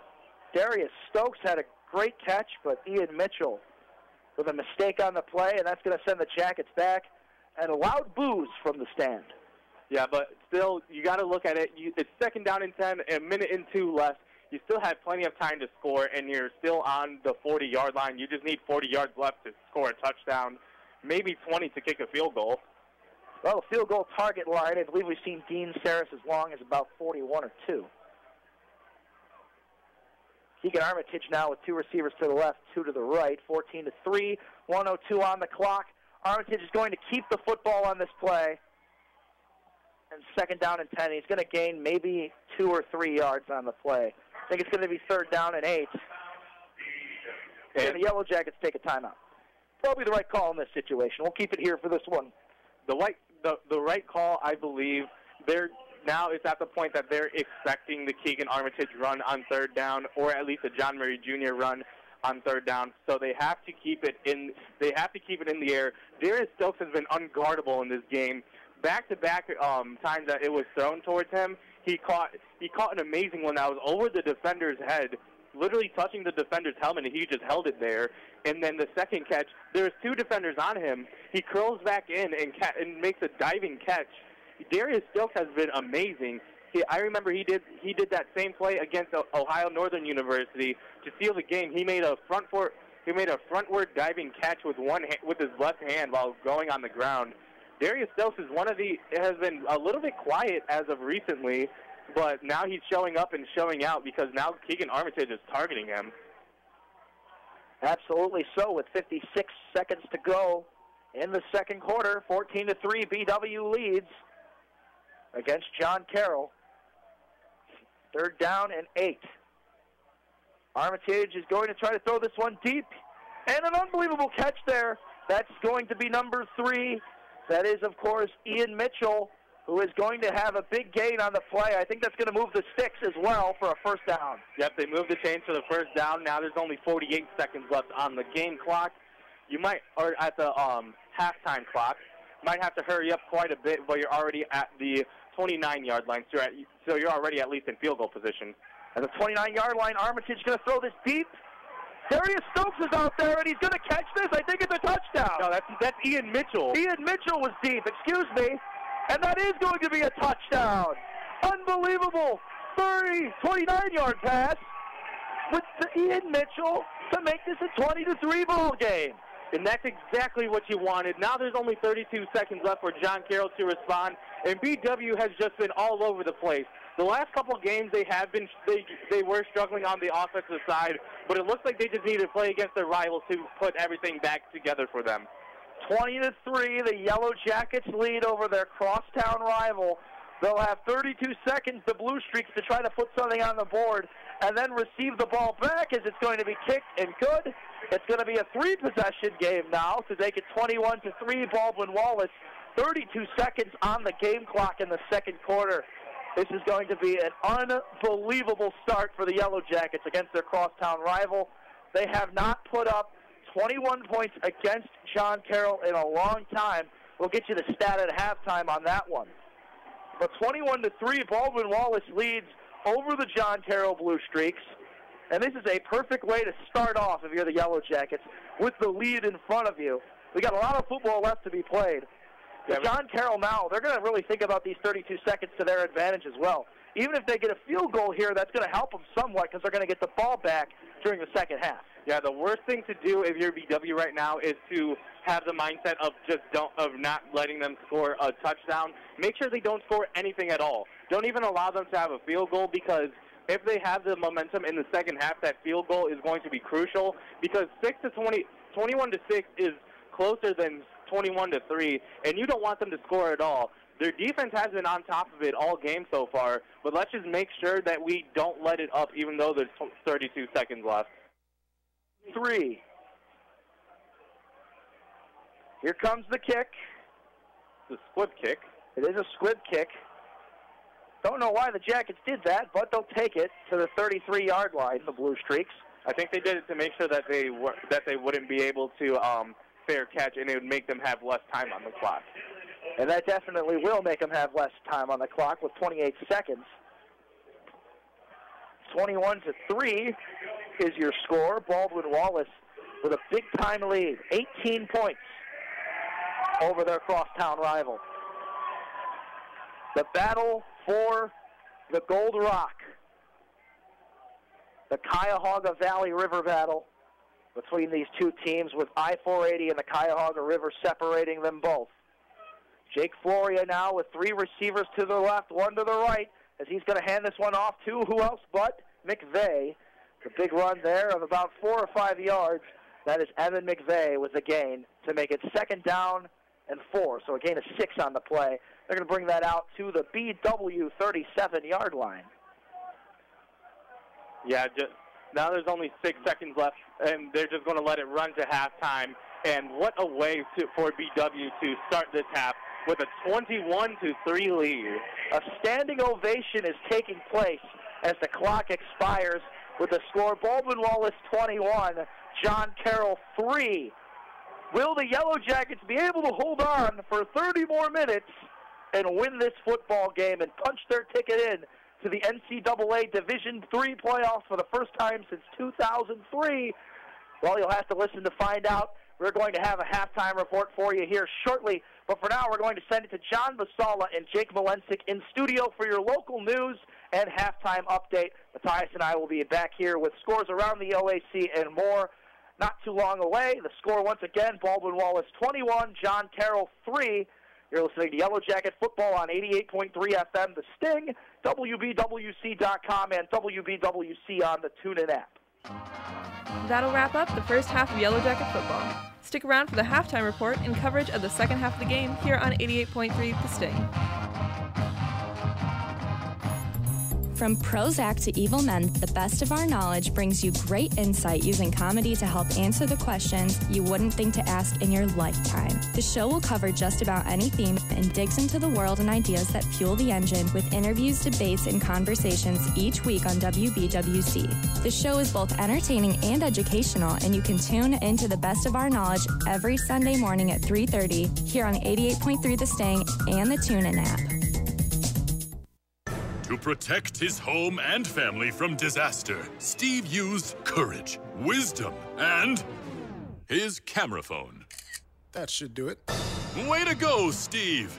By simply taking digital pictures of his family's important documents, Steve can always have them stored safely online, no matter when disaster strikes. Learn other simple ways to protect your home and family before a natural disaster at ready.gov. That's ready.gov. A message from FEMA and the Ad Council.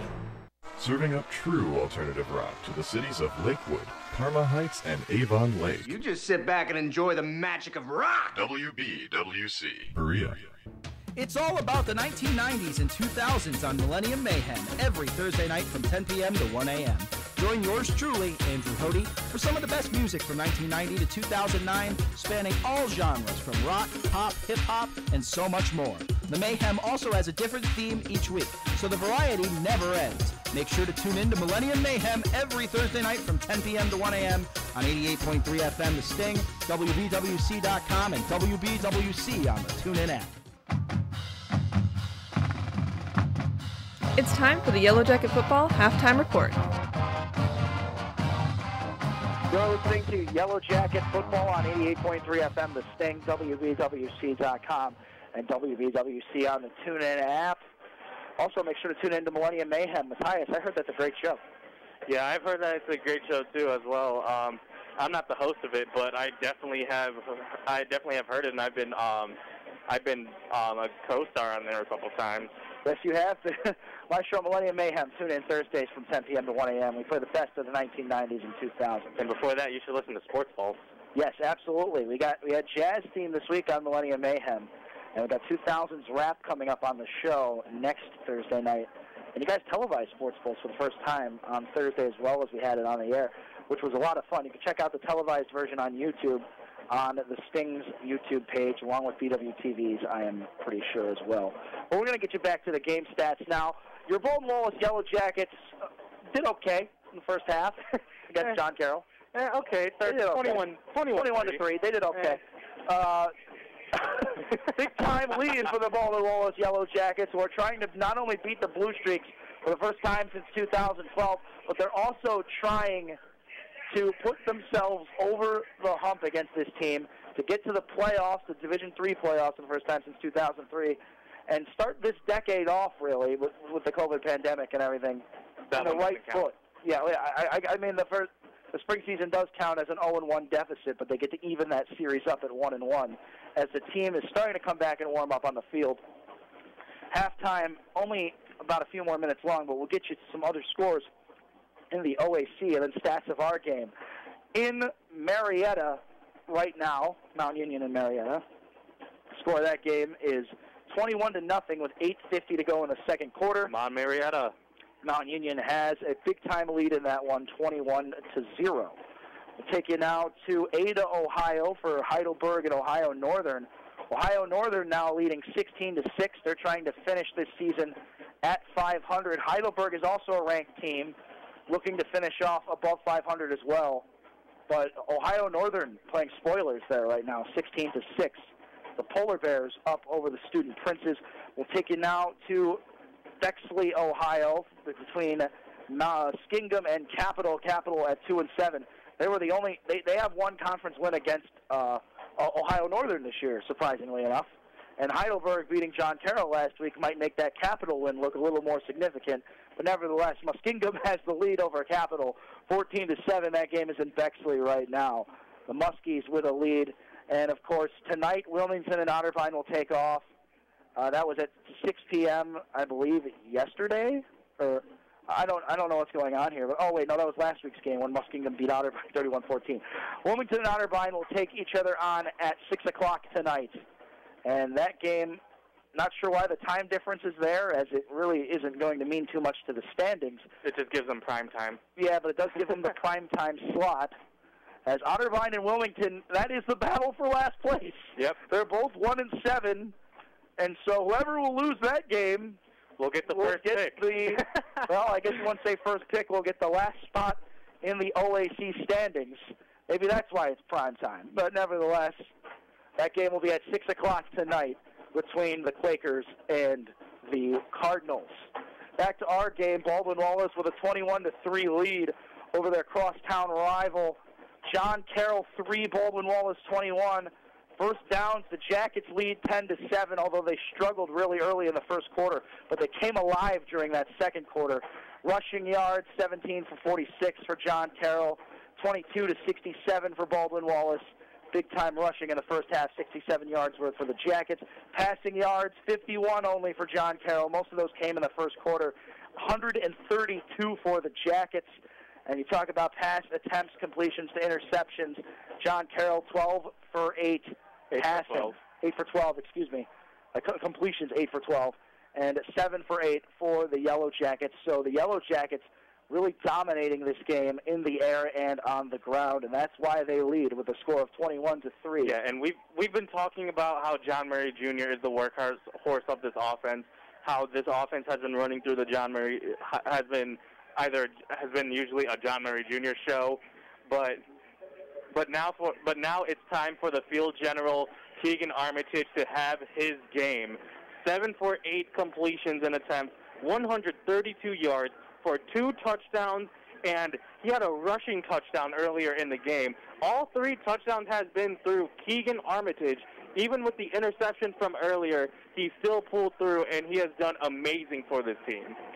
Well, the question now is, will the Yellowjackets get their first win over John Carroll since 2012? Their first win here at George Finney Stadium since 2011 over John Carroll as they won the 2012 game at Don Shula Stadium.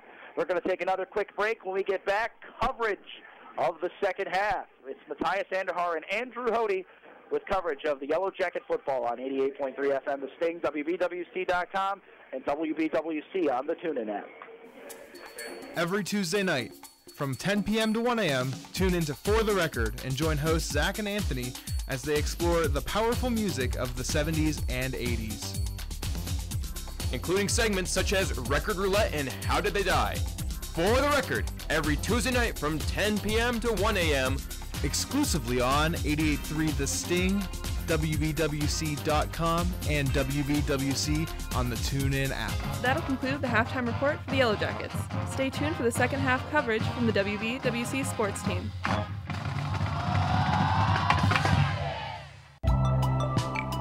Every week on 88.3 The Sting, tune in for Big Picture Science.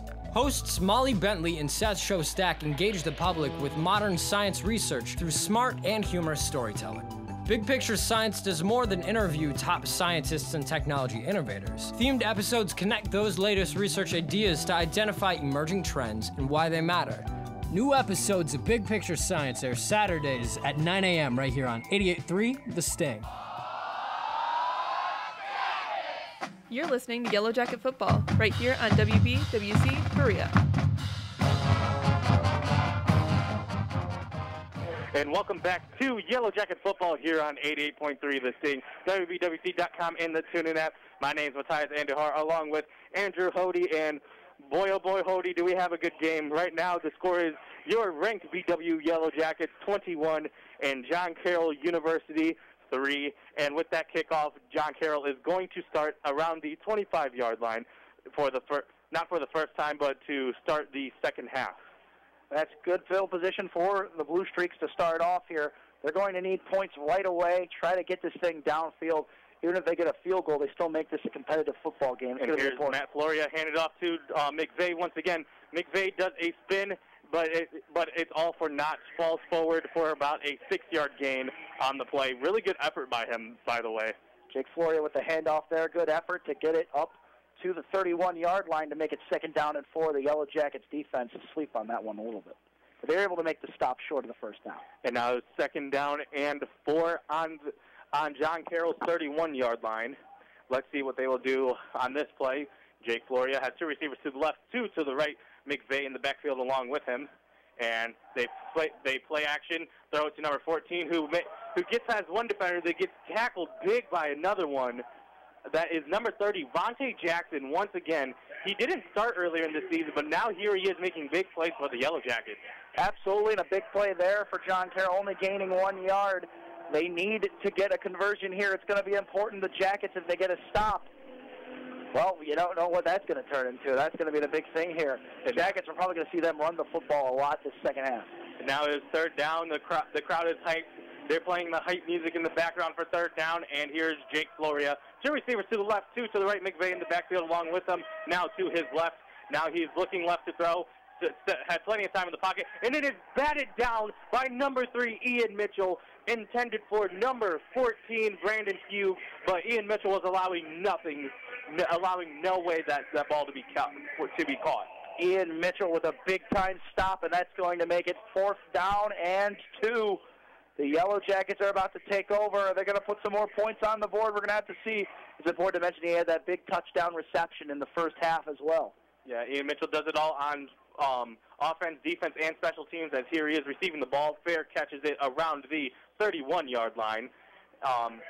Once again, Ian Mitchell, he is the short king on the team. He is only 5'8", playing every single position. He plays wide receiver. He plays cornerback. He plays kick returner. Ian Mitchell is electric no matter where he plays on the field.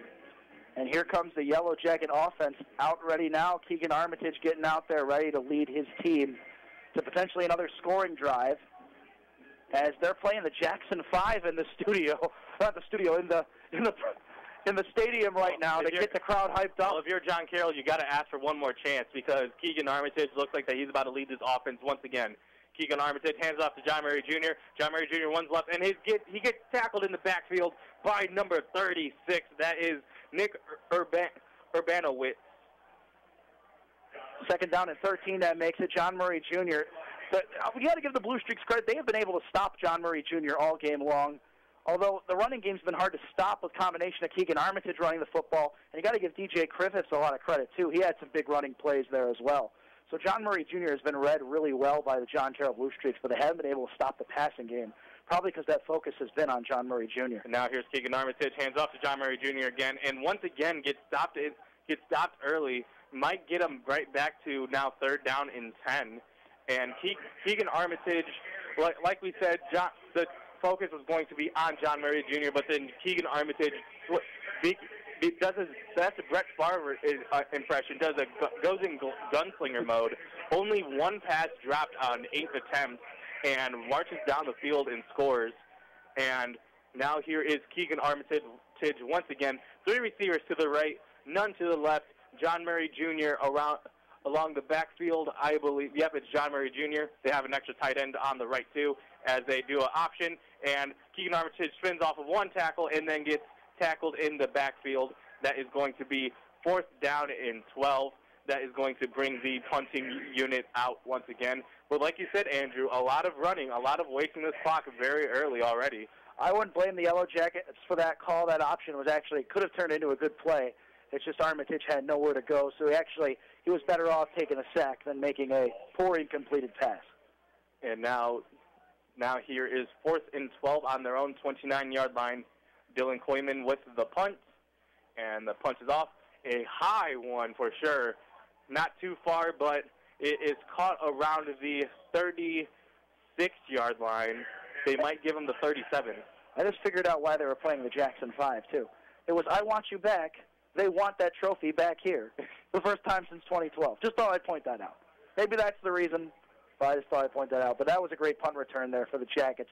And great punt return there for the Blue Streaks. And they're going to be in pretty good field position at their own 38-yard line. Still a lot of time on this clock that the Blue Streaks are going to want to save. But they're going to need to get those conversions now, as this deficit is really bad to start off the third quarter. And now here is Floria, motions tight end to the left. He has one receiver to the left, 2 to the right. Now he's looking right. He's in the pocket, throws middle, and it is caught, and he is taken down. That is Mason Levasseur on the tackle, caught by number 4, Devin Limerick, once again. Devin Limerick hasn't been everywhere, but he has had some short completions for John Carroll, but nothing much so far. Limerick with a great reception there as he runs forward to make it 2nd down and 6. But you got to give credit where credit is due, of course, to the Jackets. That was a great stop there on the play by Mason Levasseur.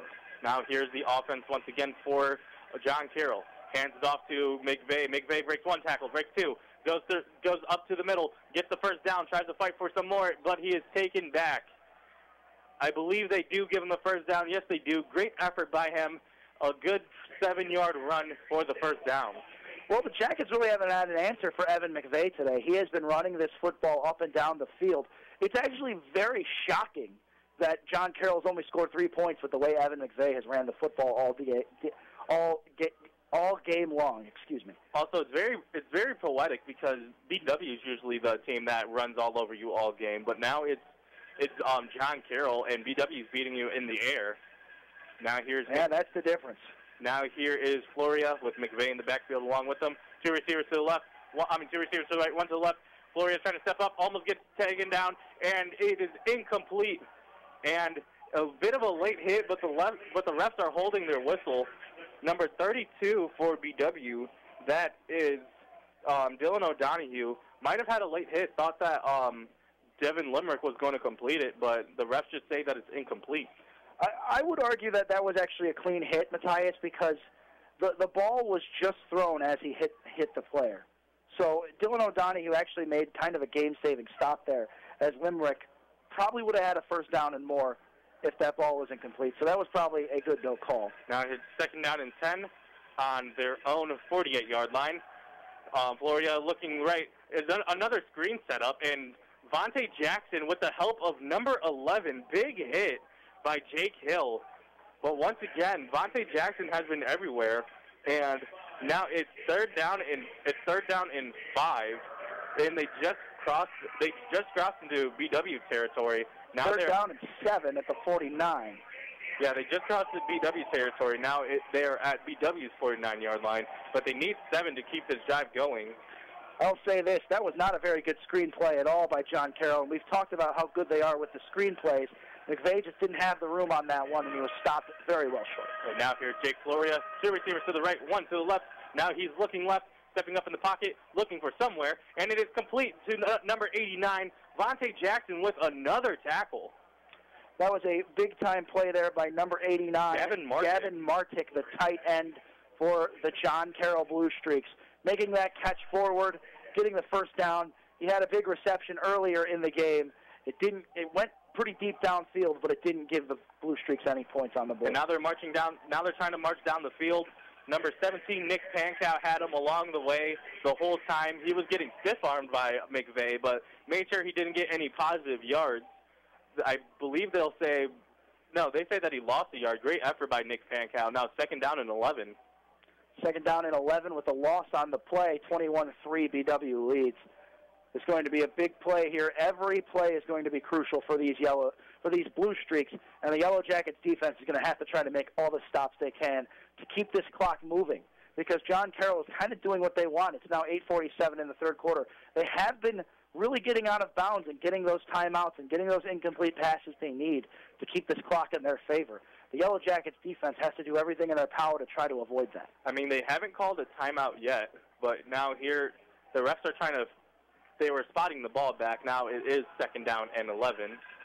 And here is Jake Floria with Evan McVay in the backfield along with them. 2 receivers to the left, 2 to the right, and no extra tight end. Let's see what they're going to do. And they hand it off to McVay once again. McVay gets about 4 or 5 yards. Looks like it's going to be about 3 or 4 yards. I think maybe just shy of 3. No, they're only going to give him 1 on the play. It was hard angle to look at. They're only going to give him 2. Now it's 3rd down and 9. And now here's some linemen that are on the sidelines trying to hype up the BW fans over here. And rightfully so. They want to get this crowd as loud as possible, as John Carroll is feeling some momentum right now. And this clock is on the move, too. That was a crucial play, and they need this conversion. I wouldn't be surprised if they don't get it here. They go for it on 4th, being in BW territory. And now here is Jake Floria. 3 receivers to the right, 1 to the left. And now he is looking left, stepping up the pocket, throwing left. Wide open, number 14. He almost gets the touchdown, but Ian Mitchell prevents the touchdown. He had green grass right in front of him, but Ian Mitchell with the shoestring tackle. Now John Carroll is on the 16-yard line. Brendan Few with a great catch there for John Carroll. Wide open field. Big mistake there on the Yellowjackets portion. They have not been covering Brendan Few that well. I think they're trying to focus on McVay right now in particular. But you got to be careful when John Carroll's air game gets going. They know how to silence a crowd like they just did. Now here's Jake Floria. 1 receiver to the right, 1 to the left. And they have a new running back in the backfield. As he runs up the middle, gets about a 9-10-yard gain for his first rush. That's number 46, Mason Sullivan. Mason Sullivan with a big-time run there for the Blue Streaks. That's going to mark it down at about 2nd and 3. Yeah, they call it short, only a 7-yard gain. Well, that's going to be kind of the story of this one for the John Carroll offense. They've been running the football very efficiently. And now here is Jake Floria. 1 receiver to the right, 1 to the left. A lot of tight ends along with their running back. And they hand it off to the running back, tried to do a cutback, and went absolutely nowhere. Sullivan once again tries to make a play on back-to-back plays, but saw no running room, really. No running room indeed, and that's going to keep the clock moving with 6:30 to go. As that running play there, kind of dangerous for John Carroll because it's important they're getting that first down, but right now it's amazing to me. I get it's working, so I get why you go for it as a penalty call. They call a flag on BW, so now John Carroll's in scoring position. 9 yards left to score, first down and goal with 6 minutes and 30 seconds left of the third quarter. So it took a long time for them to get down here, but here they are right now. Oh, yeah, it's first and goal now from the BW 4. Oh, even more. Now here is Jake Floria. This is exactly what John Carroll wants, but it took a lot of time off the clock. I think that's something you got to keep in mind going forward if you're the Blue Streaks. Now, 2 receivers to the right, 1 to the left, tight end to the left, Mcvay along with him. And Floria tries to run once again, but gets through with the tackle in the backfield. That is none other than Sekou Imani. Sekou Imani with a big-time play there for the Yellowjackets, getting to the backfield. A loss on the play. That's going to make it 2nd down and 9. 5 yards lost, and that's going to make the John Carroll Blue Streaks even more desperate as this clock continues to run. As I said before, this drive has taken a lot of time off the clock if you're the Blue Streaks. Even if you get the touchdown on this possession, I get you have a whole 4th quarter to go. But it might be very difficult based on the way we've seen the Jackets play offense today, that they want to have that football and run that clock down just as much. Well, the Blue Streaks don't want. They want to conserve the clock, but they're not doing a very good job of it. And here Jake Floria throws up in the middle, and it might be short as the pass is incomplete to Devin Limerick, and they call it a touchdown. What an extra effort by Devin Limerick to get the ball over the goal line to get the touchdown. Now it is going to be a 9-21 game. 21-9 on the board, and I don't understand why you kick the extra point here. I would go for 2, make this a 10-point game. But nevertheless, they're going to kick the extra point to try to make it 21-10. Impressive play there to run the football. He reached to break the play in the goal line, and it looks like he just got it. And now here's the kick. The kick is up, and it's good. Needed a little bit of convincing because it almost looked like that. It got stuck in the air for a bit. But now the score is your BW Yellowjackets 21, John Carroll Blue Streaks 10 with 5 minutes and 22 seconds left. Andrew, what did you see on that drive for John Carroll to score on that possession? Well, John Carroll really just ran the football very efficiently, and the Jackets had no answer for it. And when they did pass it, they passed it in very crucial positions, and once again, the Jackets had no answer for it. I don't know if it's because they're worn out from the first half, but if you're the Jackets, now it's important you try to take it down the field and match those 7 points on the board. Get back to 18 points, but take your time with it. John Carroll actually took a lot of time off this clock, which does not benefit them. That benefits BW, but the bottom line is they still put 7 on the board and are still in this football game by far as Journey is playing on the loudspeaker. Don't stop believing, and that is right if the Jackets are able to hold on and win this game. That is what John Carroll is trying to do. They're trying to not stop believing. They're trying to put themselves in this game. As the kick is off, it is caught by number 12. He has some running room. He is running right, still running right, and he goes out of bounds around the 23-yard line. So just about 2 yards short of where they would have started if he fair caught it in the end zone. That was Mikkel Love with the run there for the Yellowjackets. Reasonable run to get you in field position there, about the 24, 25-yard line, I believe. 23-yard line. And that's going to set up shop for this Yellowjacket offense and Keegan Armitage. I get running the football on this one, but John Murray Jr. to me seems like has been all over the place today, and the John Carroll Blue Streaks are all over him. I would focus on keeping this in Keegan Armitage's hands, putting it in the air a little bit, or even running it with him. He's shown he can get the job done, and he's got some big, crucial first down plays. And now here's Keegan Armitage with the play-action pass, and it is incomplete, targeted for number 16, the tight end, Andrew Cregan, and that is incomplete. Now it is 2nd down and 10. Just like you said, hopefully they will start establishing the running game with not only John Murray Jr., because it looks like they figured out John Murray Jr. at this point. So might as well mix it up a bit. Maybe send in DJ Griffiths, who's more of a speed back, same thing as Jaden Harris, or maybe run it with Keegan Armitage. So the game clock is going to reset from the 5 minutes to 5:09 due to the incomplete pass on the play. The clock put 9 seconds back on the board, and that might be crucial going forward if you're John Carroll. Now, conserve the time, and they're doing a good job of that. It's going to be important for the Jackets to get a completion. Now here is Keegan Armitage, 3 receivers to the left, none to the right.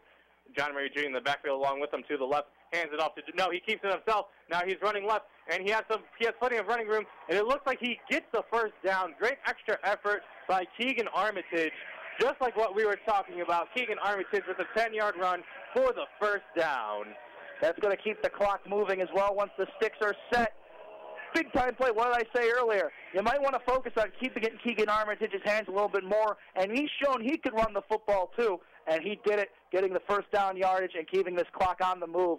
Jackets are still in prime position. And here is a pass to Greg Perry's, and it is incomplete, went straight through his legs. Keegan Armitage, he had almost a perfect first half, but now these footballs are looking to be a little bit too low for his receivers, trying to set up a screen play. But now it is 2nd down and 10 once again. Good effort to try to get the screen, but Greg Perry, I think there might have just been a miscommunication on the play. Wasn't able to get the read in time, and that's going to stop the clock at 4:44. 2nd down and 10 at the 35-yard line of BW. I still think this is good field position if you get the first down, because you're going to chew a lot of clock as John Murray Jr. gets the handoff here. And as John Murray Jr. does get the handoff, it is around a 3-yard gain. 4. They give him 5. No, they give him 4. Now it's 3rd down and 6. John Murray Jr. making a great extra effort, as it looks like there may be an injured blue streak on the field. That's number 92, Nick Costanzo. And with that injury, we are also going to take a timeout. You are listening to Yellowjacket Football here on 88.3 FM, WVWC.com, and the TuneIn app. Heavy metal's too well-behaved nowadays. It needs more bad behavior. Hello, everybody. This is Charlie from Anthem. This is Bruce Dickinson here from Iron Maiden. Hey, what do you say, boys and girls? Bobby Blitz from Overkill. Hi, this is Glenn Tipton from Judas Priest. Hey, what's up? This is Sean from Cage. Hey, everybody. This is Pete from Iron Savior. Hello there. This is Andy Darris from Halloween. Hey, this is Ozzy from Black Guardian.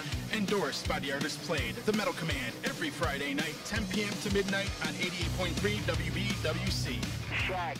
Welcome back to Yellowjacket Football here on 88.3 The Sting. My name is Matthias Andujar, along with Andrew Hody, and your score is your 20th ranked BW Yellowjackets 21 and the John Carroll University Blue Streaks 10 with 4 minutes and 22 seconds left of the game. There is an injured player. It looks like a right ankle injury for Nick Costanzo. Hopefully he will be okay, but, well, he's getting up right now, and everyone's clapping for him while he's getting up, and it looks like we are going to resume play. Andrew, what a drive by John Carroll to put themselves back in the game. Now it's only an 11-point game. I mean, an 11-point lead.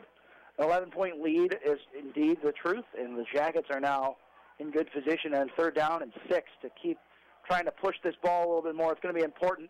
They get a first down here, keep this clock moving. And I will say this, getting a first down in your own territory in this part of the game with the lead, that could be a crucial thing because you could chew even more of the clock up. And now here's Keegan Armitage stepping up in the pocket. He's trying to look. He throws it, and it is way out of bounds. Trying to look for John Murray Jr., or at least just to throw it away, because there was at least 4 defenders right on him. The BWO line was not able to hold the John Carroll defensive line on that play. Well, 4:06 now on the clock. The Jackets were only really able to take a minute and a half off. It's going to be important now you get a stop because John Carroll gets this ball back, and if they get a touchdown or even a field goal, this is going to make it a one-possession game. It's going to be important for the Yellow Jackets defense to get a stop somewhere. Now here's Dylan Koyman with the punt, and the punt is off. A high one once again, not too far, and it stays right there around the around the John Carroll 26-yard line. Ruling for the fair catch, and rightfully so. That's going to line the Yellow Jackets up, the Blue Streaks up, and pretty good field position to start at the 32-yard line. I would say it's about average. It's like they're on their 26. Pretty good. That's why I said pretty good. I didn't say good. Pretty good. And now here is Jake Floria once again. One receiver to the right, one receiver to the left, 2 to the right, and Evan Mcvay in the backfield along with him. And, the thing about John Carroll's offense is usually they're very efficient. We didn't see that in the first half. But we saw that on the drive that just took place, and the John Carroll Blue Streaks are capable of doing that to any team in the action. He throws it, and it is incomplete. Maybe it is incomplete, but that would have been an amazing catch by Joe Torek because Nick Pankow was all over him, and Nick Pankow definitely has height over him, and he had it for a while, but it was either out of bounds or just fell through his hands. I would argue maybe the ball was uncatchable to begin with, but I would argue potentially that should have been pass interference against the Jackets. Maybe. But it looked like Pankow got in front of him a little bit. Maybe I don't think it was enough, but Now here's a handoff to Mcvay. McVay going absolutely nowhere.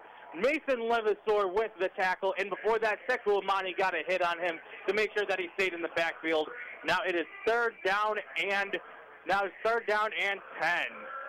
Third down and 10 with no gain on the play. Jackets fans on their feet, people in the press box on their feet. An unbelievable way to get this third down and 10. It's going to be important now for the Jackets to try to get this stopped, as the clock can continue to tick as well. The Jackets will get the football back most likely in reasonable field position as well again with this upcoming punt. And now here's Jake Floria, 3 receivers to his right, 1 if to they the get left. Stop, excuse me. And now here he is looking deep, and he is trying to throw. He looks, throws right, and it is incomplete in the hands of number 6, Keyshawn Coleman, but it was incomplete once again, just short as he dove for it.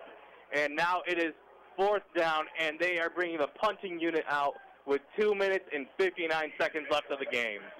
Yeah, that was an important play there. Coleman just missed it as it hit the ground right before it hit him in the helmet. Thankfully, he's okay. He got up on his feet. Not too big of a hit there from the football, but it was just shy of the ground. It does stop the clock, though, to benefit the Blue Streaks to some degree. Here is a punt, definitely a long punt, and it hits a John Carroll player. And they're going to rule that down at the BW 49. John Carroll's saying that they have it, but it didn't touch a BW player. It touched a John Carroll player. It looks like there's argument between if that took place. I think they're going to rule this BW football at the 49-yard line because I think it hit a John Carroll player. I think the Blue Streaks, well, let's see. As they say, it is first down, Baldwin Wallace. It hit a John Carroll player. The fans over there thought that it hit a BW player, but no, it hit a shoulder pad of a Blue Streak, and now BW is having great field position at the 49-yard line. With number 23, Evan Mcvay. Unfortunate, as he has usually been doing great on the ground for BW, but that instead of having... Yeah, that was the running back who got a little bit of the touch there. I don't know how they confused him as a Yellowjacket, but nevertheless, Yellowjacket starting off in John Carroll territory. Now here's Keegan Armitage handing off to John Murray Jr. John Murray Jr. has a hole. He's trying to fight for some yards, and he gets taken down. That's around a 3 to 4 yard gain for John Murray Jr. And I hate to say this, but I get you want to run the clock out, but gaining more and more yards is not going to happen with John Murray Jr. in this game. He's just the John Carroll Blue Streaks know where he's going, and they've watched film on him. They've really studied him. I think of bringing DJ Griffiths in the game to change things up a little bit. And now instead he's putting Armitage running, and he is running for some yards. He got around 4 to 5 yards on that drive. On that carry, making it third down and 3. Great carry by Keegan Armitage there. But as I was saying about John Murray Jr., I don't know if I'd keep running him with the football. I'd put DJ Griffiths out there. I might put Jack Givens in for some reps at quarterback and run the ball a different way. Maybe on short gains for John Murray Jr., but it just seems like John Carroll's game plan was very good for him as he's not getting big chunks of yards at all this afternoon. And now here is Keegan Armitage, 2 receivers to the right, 2 to the left. He is calling an audible because it looks like John Carroll is sending a blitz. And once again, John Murray Jr., it is third down and 3, and they fake handoff to John Murray Jr., and they pass it to Andrew Cregan. Andrew Cregan has it open down the left side of the field. He almost takes it all the way, but he gets taken down by number 30 for the Blue Streaks. That is Nate Leopold. But if Nate Leopold wasn't there, that was just green grass for Cregan. Nate Leopold with a big stop there. Andrew Cregan, though, green grass everywhere. Big-time gain. And that's going to keep this clock moving and get that first down yardage, and this clock is going to continue to wind down. We're almost into the fourth quarter, and the Yellowjackets are in prime position. Now, 3 receivers to the left, none to the right. Now here's John Murray Jr. They were trying to stop the pass, and now John Murray Jr. with a big gain already, around a 9 to 10 yard gain. I think they're giving him the first down. No, the second and short. They give him 9, yeah. Second down and 1, but with 50 seconds left of the third quarter, they're on the 17-yard line. Keegan Armitage, 3 receivers to the right, none to the left. An extra tight end to the left, John Murray Jr. to his right. hands off to John Murray Jr. John Murray Jr. gets the first down and falls forward for some extra yards, around another 3-yard gain, which in this position is definitely what you need. Now they called a 4-yard gain. Now with 30 seconds left, it looks like they're going to just take it to the fourth quarter. I would do that. Let this clock run out, go to the fourth quarter with an 11-point lead, and try to extend it to 18. As now the Baldwin Wallace Yellowjackets are going to be 15 minutes away from sealing the deal on potentially their first win against John Carroll since 2012. And they're going to be they're 15 minutes away from being in the playoffs for the first time since 2003. And with that, the end of the third quarter, we are going to take a short break. The end of third quarter score is your BW Yellowjackets 21, John Carroll University Blue Streaks 10. And we're going to take a short break. You're listening to Yellowjacket Football here on 88.3 FM, WBWC.com, and the TuneIn app. This is 88.3 The Sting, Cleveland's modern rock alternative. We're one of the only college radio stations with a format. We handpick alternative and modern rock hits right off the top of the charts and play them for you, as well as some of the best hits from the past. Listen for local artists all across Ohio, as well as our music stingers, where you get to control the playlist. We feature over 14 specialty shows, as well as 12 other educational programs. But at the end of the day, it will always come back to the rock and alternative on 88.3. Thank you for listening. For over 25 years, WAMC's Joe Donahue has been bringing you interviews with authors spanning from Maya Angelou to Stephen King to David Sedaris on WBWC. Tune into The Book Show, where you can listen to how the authors became inspired, what else they do in their lives, and what they may be working on now. You don't have to be a bookworm to tune into The Book Show. Every Sunday morning at 3 a.m. right here on 88.3 The Sting. Welcome back to Yellowjacket Football here on 88.3 The Sting. Keegan Armitage keeps it himself. He's running for a lot of yardage, and he's taken down around the, I would like to say, 6-yard line. 6 yards left to score. Mm-hmm. But the score is your BW Yellowjackets 21, the John Carroll University Blue Streaks 10 for the Battle of the Cuyahoga Bowl. And right now it is all BW. Now it's Keegan Armitage once again. 3 receivers to the right, none to the left. John Murray Jr. in the backfield along with him. And here's the snap. Hands it off to John Murray Jr. John Murray Jr. tries to punch it in, but he at least gets the first down, if anything. Yeah, the first down was more important. Now I actually think that's good because you wind more time off the clock before you go score that touchdown. I think if you're the Jackets, that's very important. But as I said before, try to extend this lead to 18, and the Jackets are on the verge of doing that against the John Carroll Blue Streaks team that we were talking about earlier with their loss into their non-conference team and the loss to Heidelberg and their loss to Mount Union. We thought the Blue Streaks looked vulnerable all season long, and the Jackets may be proving today that they were. And now here is Keegan Armitage.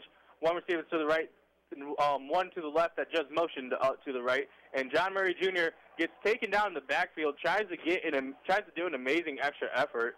Spun around one defender. One was holding on to his waist. It was like a movie scene out there. Everyone was on him. As I said, I mean, when it was first down and 10 and they gained 9 yards with John Murray Jr., that was impressive. But that was probably his biggest run of the game. I wouldn't be running John Murray Jr. right now. There's too many answers for him on the Blue Streaks side of the ball.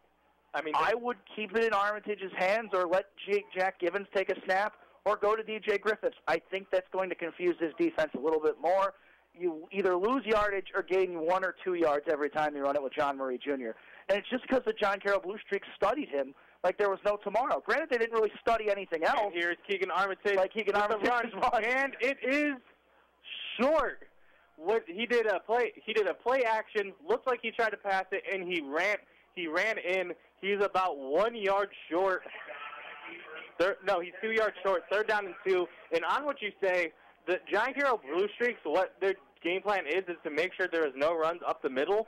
If Keegan Armitage does a toss play to John Murray Jr., I believe that'd be amazing yardage because they only run on the inside with John Murray Jr. If they mix it up, then that'd be huge.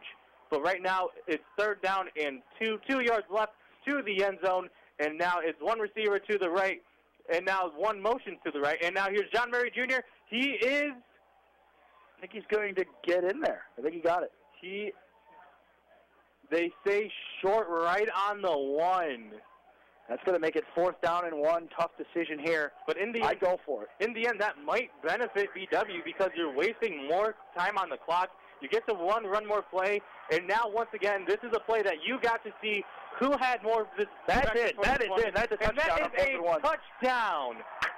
What a play. Keegan Armitage, once again, he has all the points for BW, 2 rushing touchdowns, and now 2 passing touchdowns. He's doing it all today. Keegan Armitage is definitely the player of the game, in my opinion, in this battle in the crosstown rivalry, potentially about to break the streak of the 9 games won by John Carroll as this kicks away. And I also want to say, what I meant by film study with John Murray Jr. is that's who John Carroll was focused on the most in film study, clearly. They were not looking at Keegan Armitage, as he has really been the player of this game. The kick is up, and it is good. The score is your BW Yellowjackets 28, John Carroll Blue Streaks at 10 with 11 minutes and 52 seconds left of this game. We are going to keep it here. Andrew, what did you see on that drive? I saw a lot of clock chewing, trying to get those points, but taking your time with it. The Jackets had the ball in the 3rd quarter at the end. They kept it all the way through. 5 minutes gone. It's going to be much harder for John Carroll to try to come back into this one now at 3-possession deficit. It's going to be very important. They conserve a lot of clock right now, do a lot of passing plays, which it seems the Yellowjackets defense has been struggling with to some degree, especially during the second half here. If you're the Blue Streaks, that's what you got to focus on because you're down 18 points. You're going to need a touchdown, a 2-point conversion, a field goal, and another touchdown with an extra point in order to tie this ball game at 28. And now, here is the kicking unit right now. Dean Saris with the kick. He has done amazing to pin John Carroll back in their own territory. Let's see if he has another. Let's see if he has another big one in his leg. I think it's also important to mention during the spring season, BW ended up losing to Marietta and John Carroll, and they've beaten Marietta by a field goal, but they're very, very close to potentially sealing the deal on this one with the Blue Streaks. And here's the kick by Dean Saris, and it is caught, and is fair caught around the 27-yard line, maybe? I think that's the 27. I think you're right. No, that's around the 25 normal field position for John Carroll. And now here is the John Carroll offense, once again led by Jake Floria, and let's see if he could march them down the field right now with his running back Evan Mcvay in the backfield along with him. 3 receivers to the right, none to the left. And now McVay goes into now he's forwarded out to receiver, so now there's him on the left as receiver. And now he's looking right. He's trying to run past Sekou Amani, and he throws it, and it is incomplete, just out of the hands of number 14, Brandon Fugue. Brandon Fugue, it looks like that he runs the routes, and BW knows where he's going on the routes. And then Brandon Fugue just breaks route and does whatever, and it's been working for them. It has been, like but either way, even if that pass was completely out of bounds. It looks like there's an injury. That's number 33 for BW, Mason Levasseur. That might be huge. We're going to take a quick injury timeout. You are listening to Yellowjacket Football here on 88.3 FM, WBWC.com, and the TuneIn app. WBWC, Berea. Hey there, sports fans. Sports Pulse is on every Thursday night at 9 p.m. on 88.3 FM The Sting. Join us for discussion of some of the hottest Cleveland Browns, Cavs, Indians, and Baldwin Wallace Yellowjackets news you can ask for. Join the WBWC sports team every Thursday night at 9 p.m. right here on 88.3 The Sting, WBWC.com, and WBWC on the TuneIn app. Welcome back to Yellowjacket Football here on 88.3 The Sting. Mason Levasseur was able to get up, and now here are the John Carroll University Blue Streaks. My name is Matthias Andhar, joined by Andrew Hody. The score is the Blue Streaks 10, your BW Yellowjackets 28, with 11:44 left in the game. Now here is Jake Floria. 2 receivers to the left, 1 to the right.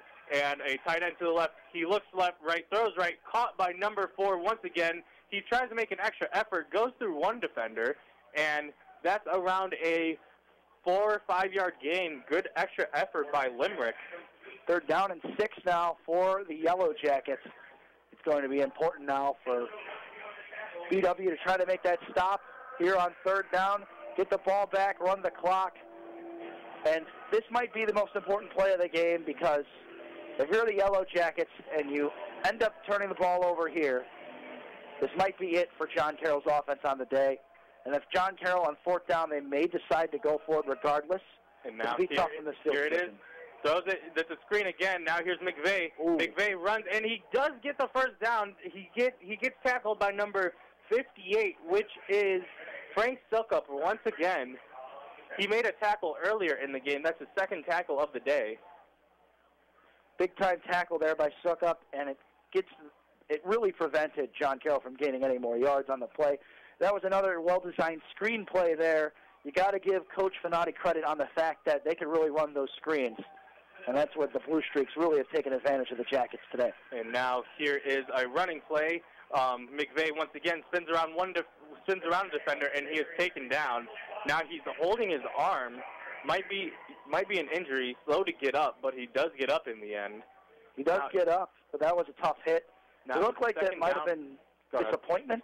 It looked like he might have had some disappointment on the play. I'm not sure, but yeah, maybe. But now it is 2nd down and 6 with 10 minutes and 4 seconds left on the clock. Here is Jake Floria. 2 receivers to the left, 2 to the right, and Mcvay in the backfield along with him. And the ball is snapped. Fake hands off. He's rolling right. Sekou Amani's right along with him. He outruns Sekou Amani, throws it deep, and it is incomplete. Smart play by Jake Floria. The intended pass, of course, on the play was for number 14 of John Carroll. That is Brendan Few. Brendan Few, yeah, excuse me. And it would have gone out of bounds either way, so it would have been incomplete. But agreed. Smart play by Floria to get it out of the way, stop the clock. 3rd down and 6, another crucial play here for the Yellowjackets. As I said before, on 3rd down and 6 last time, this could be for the game. And seeing field position right now, it's probably very unlikely that John Carroll would go for it on 4. Now here's Floria, 3 receivers to the left. Now he's looking right, throws middle, and it is caught. It is caught by number 4. Number 14? Yeah, that's Brendan Few again. That's Brendan Few. Brendan Few once again. Brendan Few with a big-time play, making it 1st down and 10. And the thing with the Jackets right now on defense is on 3rd down, they've got to make a stop. So far, 2 times in a row. 2 times in a row. Now here's Floria. On 3rd and 6, they couldn't make the stop, and that's got to be important. Now here's Floria. 2 receivers to the left, 1 to the right. Now here's Floria looking right, and he is throwing left, and wide open is Few once again, and Few is taken down right at the 2-yard line. Great hustle by Ian Mitchell, once again preventing a big, that was a big play, but it's preventing a potential touchdown for John Carroll. John Carroll looks like they have figured out this VW offense, though. This VW defense, though. They have definitely figured out a lot of the BW defense, and it's showing, because right now, if they're able to punch this in and get this to 28-16, then they have made this a 12-point ball game at least.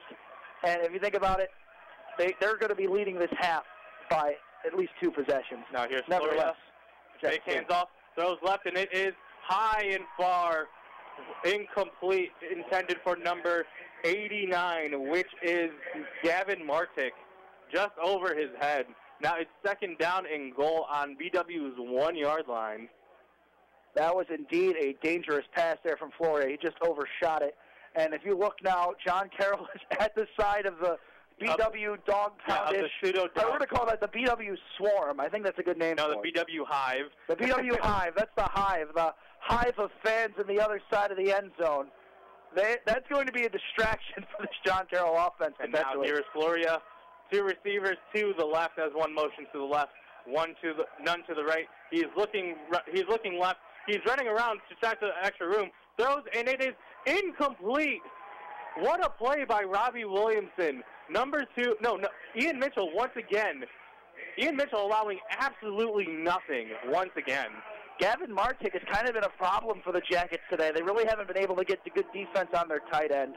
Of course, that's for the times that Blue Streaks have decided to throw for it. Now on 3rd down and 1, it's going to be crucial that the Jackets load up that line. I have a feeling Mcvay would be a good handoff spot if you're John Carroll in this position right now. They do load up that line. As you see, Vontae Jackson coming into the game, and they have 5 receivers, 3 receivers to the left, 2 to the right. Mcvay motions back to the backfield, and they hand it off to Mcvay, and Mcvay is in for the touchdown. That makes it a 28-16 game. That is going to be a touchdown by Mcvay. I said he'd be a great person to hand it off to in this position. I think they kind of just did the pass play to conserve more clock, get it down to 3rd down, and that was the right call to make there. And I would go for 2 on this if I'm And they John are Carroll. going for 2. Because, yes, I would go for 2 in this situation because you're going to have to go for 2 either way if you want to tie this game. With 8:21 to go, I think the time is now. If you miss it, you're going to need 2 touchdowns. But if you get it here, you only need a touchdown and a field goal. And here's Brandon Floria, a really weird formation, a tight end, 2 receivers, and McVay in the backfield. And he throws it incomplete. Number 6, Keyshawn Coleman had it in his hands, wide open, and just didn't catch it. Flag on the play. Let's see where this is, though. I think it's going to go against John Carroll. It might be against VW because they're lining back up. It might be. Oh, yeah, it is. Roughing the passer. I was about to say how awful BW's coverage was of Coleman on the play, but Coleman getting the incomplete pass, the penalty probably now benefits John Carroll more that's at the 1-yard line, but the Jackets there with poor coverage, I think them running it again might kind of be the benefit here. And now here is Jake Floria. 1 receiver to the right, 1 to the left, and now 1 motion to the right. And now they're looking left, throwing, and it is incomplete. Great effort by Nick Pankow, making sure that McVay did not catch that. Our best defender versus their best offensive player, and it went VW side. And what a play, making it John Carroll 16, BW 28. And man, oh man, what a game we have. It was all VW earlier in the game. Now John Carroll is coming back to make this interesting. And just like that, it's only a 12-point game. It is only a 12-point game, so still dangerous. But I'll tell you what, that 2-point conversion matters a lot. Because instead of having to kick a field goal now, you have to go for 2 touchdowns at least. Or you can get a touchdown and go for, no. You'd have to get a touchdown. And go for 2. No, you can't because that would still make it a 4-point game. You need to get the touchdown. You need to get another touchdown in order to make it. But that means you have to rely on your defense to stop Keegan Armitage and John Murray Jr. twice. The question is... Or go for the onside kick, which it looks like they're going for. Whoop, there it is referring to there it is now in the stands. The playoff berth, potentially, or the win against John Carroll. Or this onside kick. Maybe an onside kick, I don't know. And this onside kick? No, it's just a regular kick. Darius Stokes fair catches it around the 12-yard line. It's going to be reasonable field position to start off for the Jackets. Regards to the clock, I think this is a clock drive. Punch this clock all the way down if you can. And you still want to get some points on the board as we see a lot of Yellowjacket fans now dressed up in banana costumes. Yeah, I think that's a lacrosse team. It might be. As there is a lot of fans here in the stands today. We were talking about all week how packed these stands were going to be. The Yellowjackets were really pushing to get this place packed, and it is wall-to-wall. Yeah, there's so many Yellowjackets fans. There's some even in the John Carroll stand. But actually, you're right. There is. Keegan Armitage hands the ball up to John Murray Jr. John Murray Jr. finds some running room and then gets taken down. That was number 90 on the tackle for John Carroll. That is Jack Burton, the defensive lineman. You're absolutely right. You're looking at the other side of the field right now.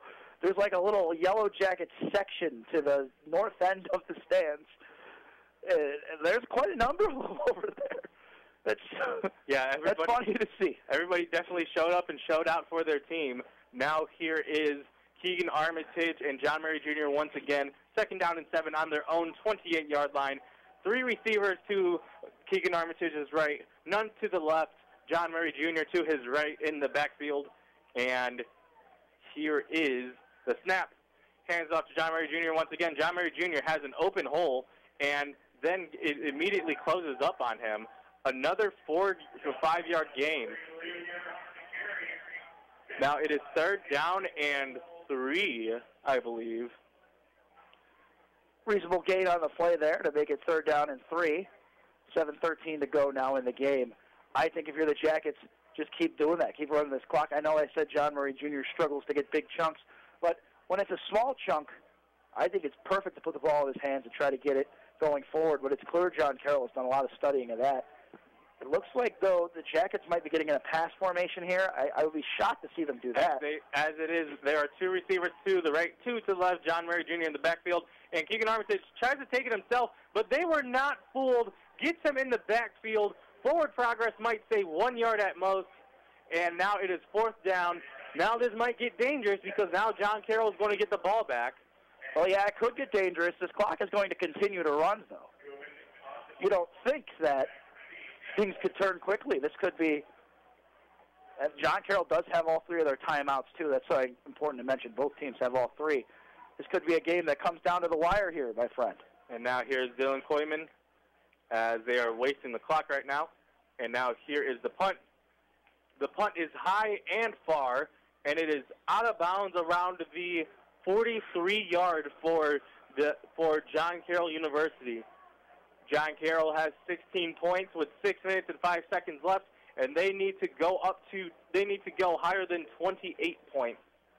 Well, here's the thing. Now if you're John Carroll, a field goal is still going to make it 2 possessions, so you got to eliminate that.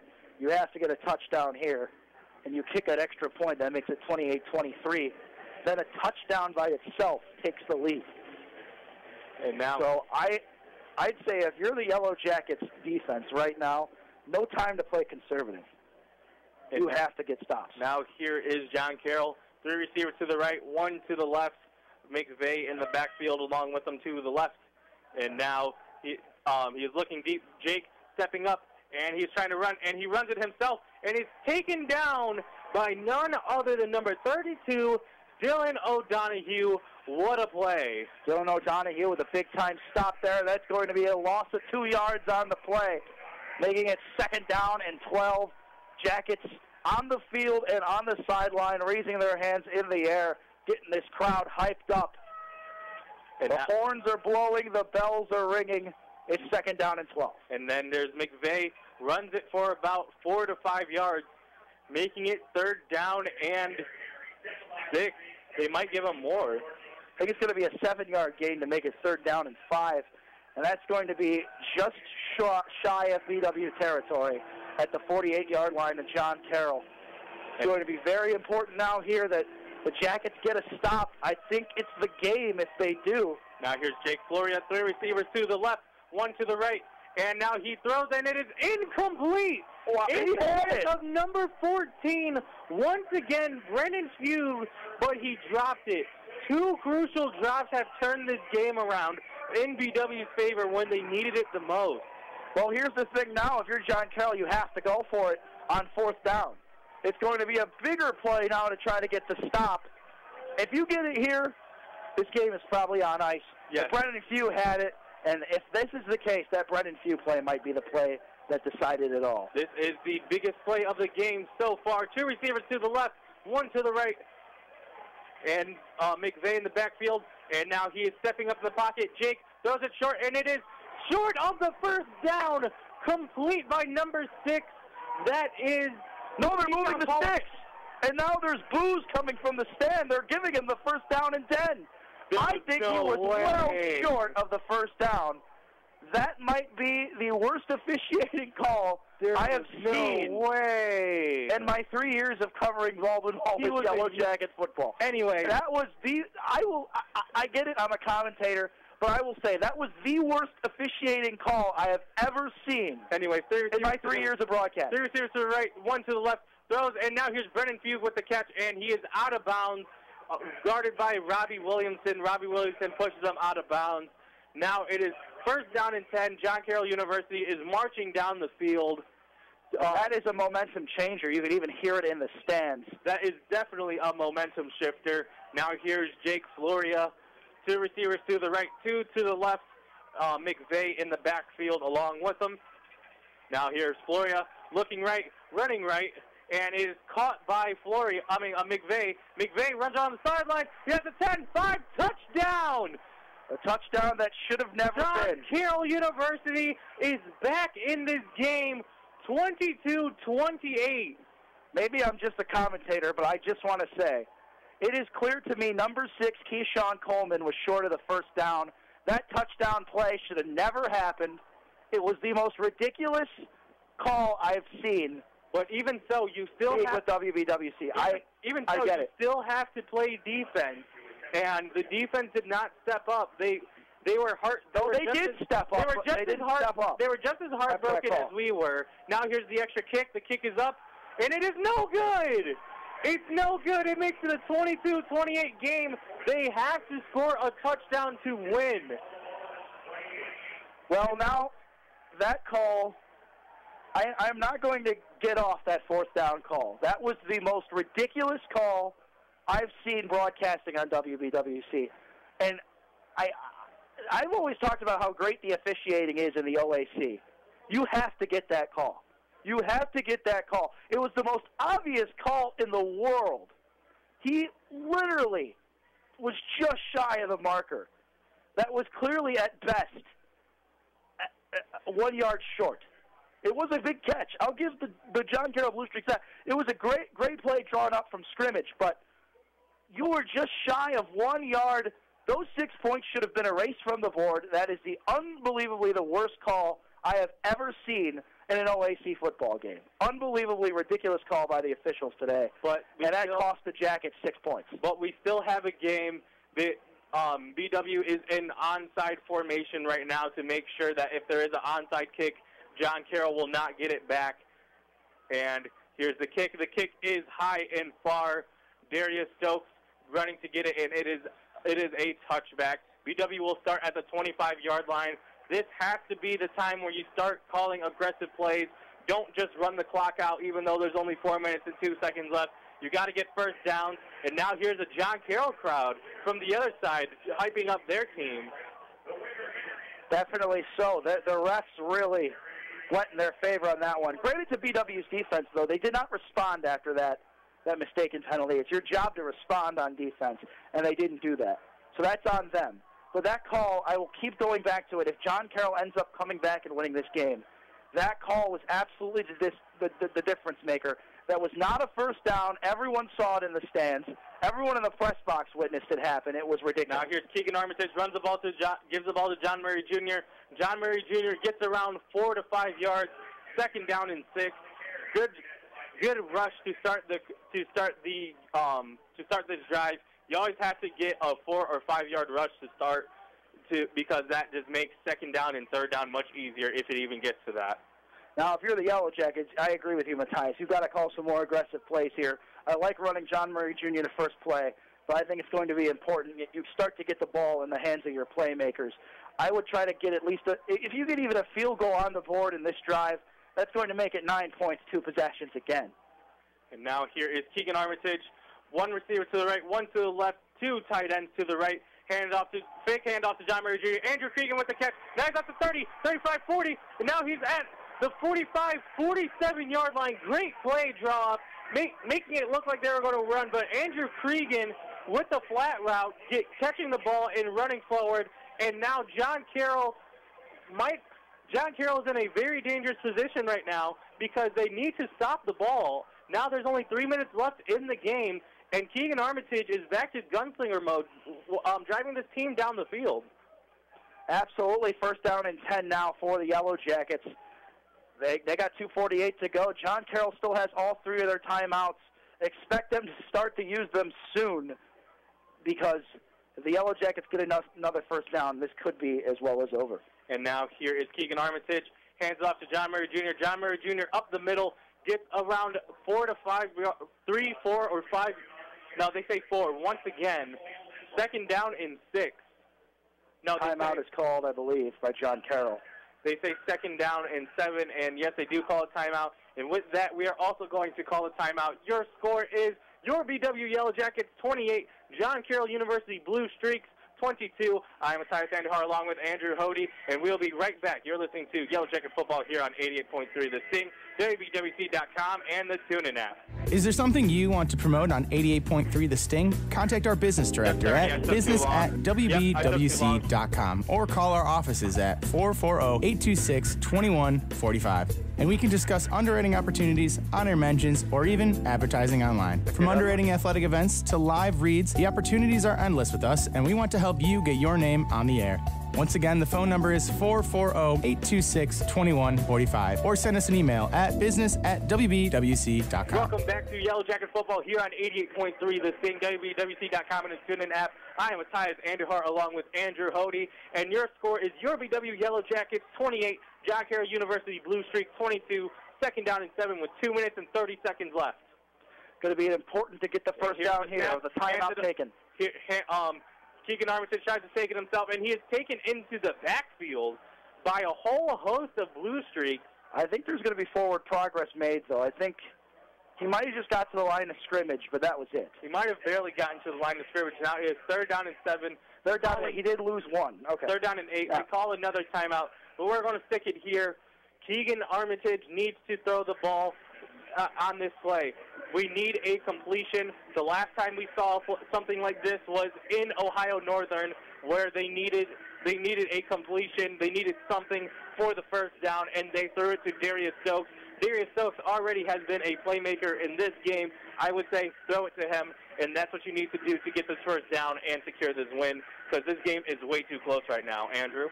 This game is way too close right now because of a terrible call by the officials. I will say that. It's the Jackets' fault for not responding to how bad that call was, but that's what made the score so close. Nevertheless, if you're the Jackets right now, this first down is very important, because if you get it, the Blue Streaks only have 1 timeout left, so they can only stop the clock once more. If you don't get it on this call, then the Yellow Jackets' timeouts become more important, and the Blue Streaks are probably going to get the football back in a crucial position. Now here's Keegan Armitage, 3 receivers to the right, 1 to the left. He is looking to throw. So it is hit, and it is batted down. Good play by Andrew Cregan in the end to bat it down, make sure that no one else was able to catch it. And now it is 4th down with 2 minutes and 18 seconds left. It looks like they're going to punt the ball in 4th and 8. And, Andrew, we have a game. We do have a game, an unfortunate twist and turn of events here. And I hate to keep saying it, but I'm going to go back to that penalty that was clear as day, short 4th down for John Carroll. I will keep referencing it throughout the day.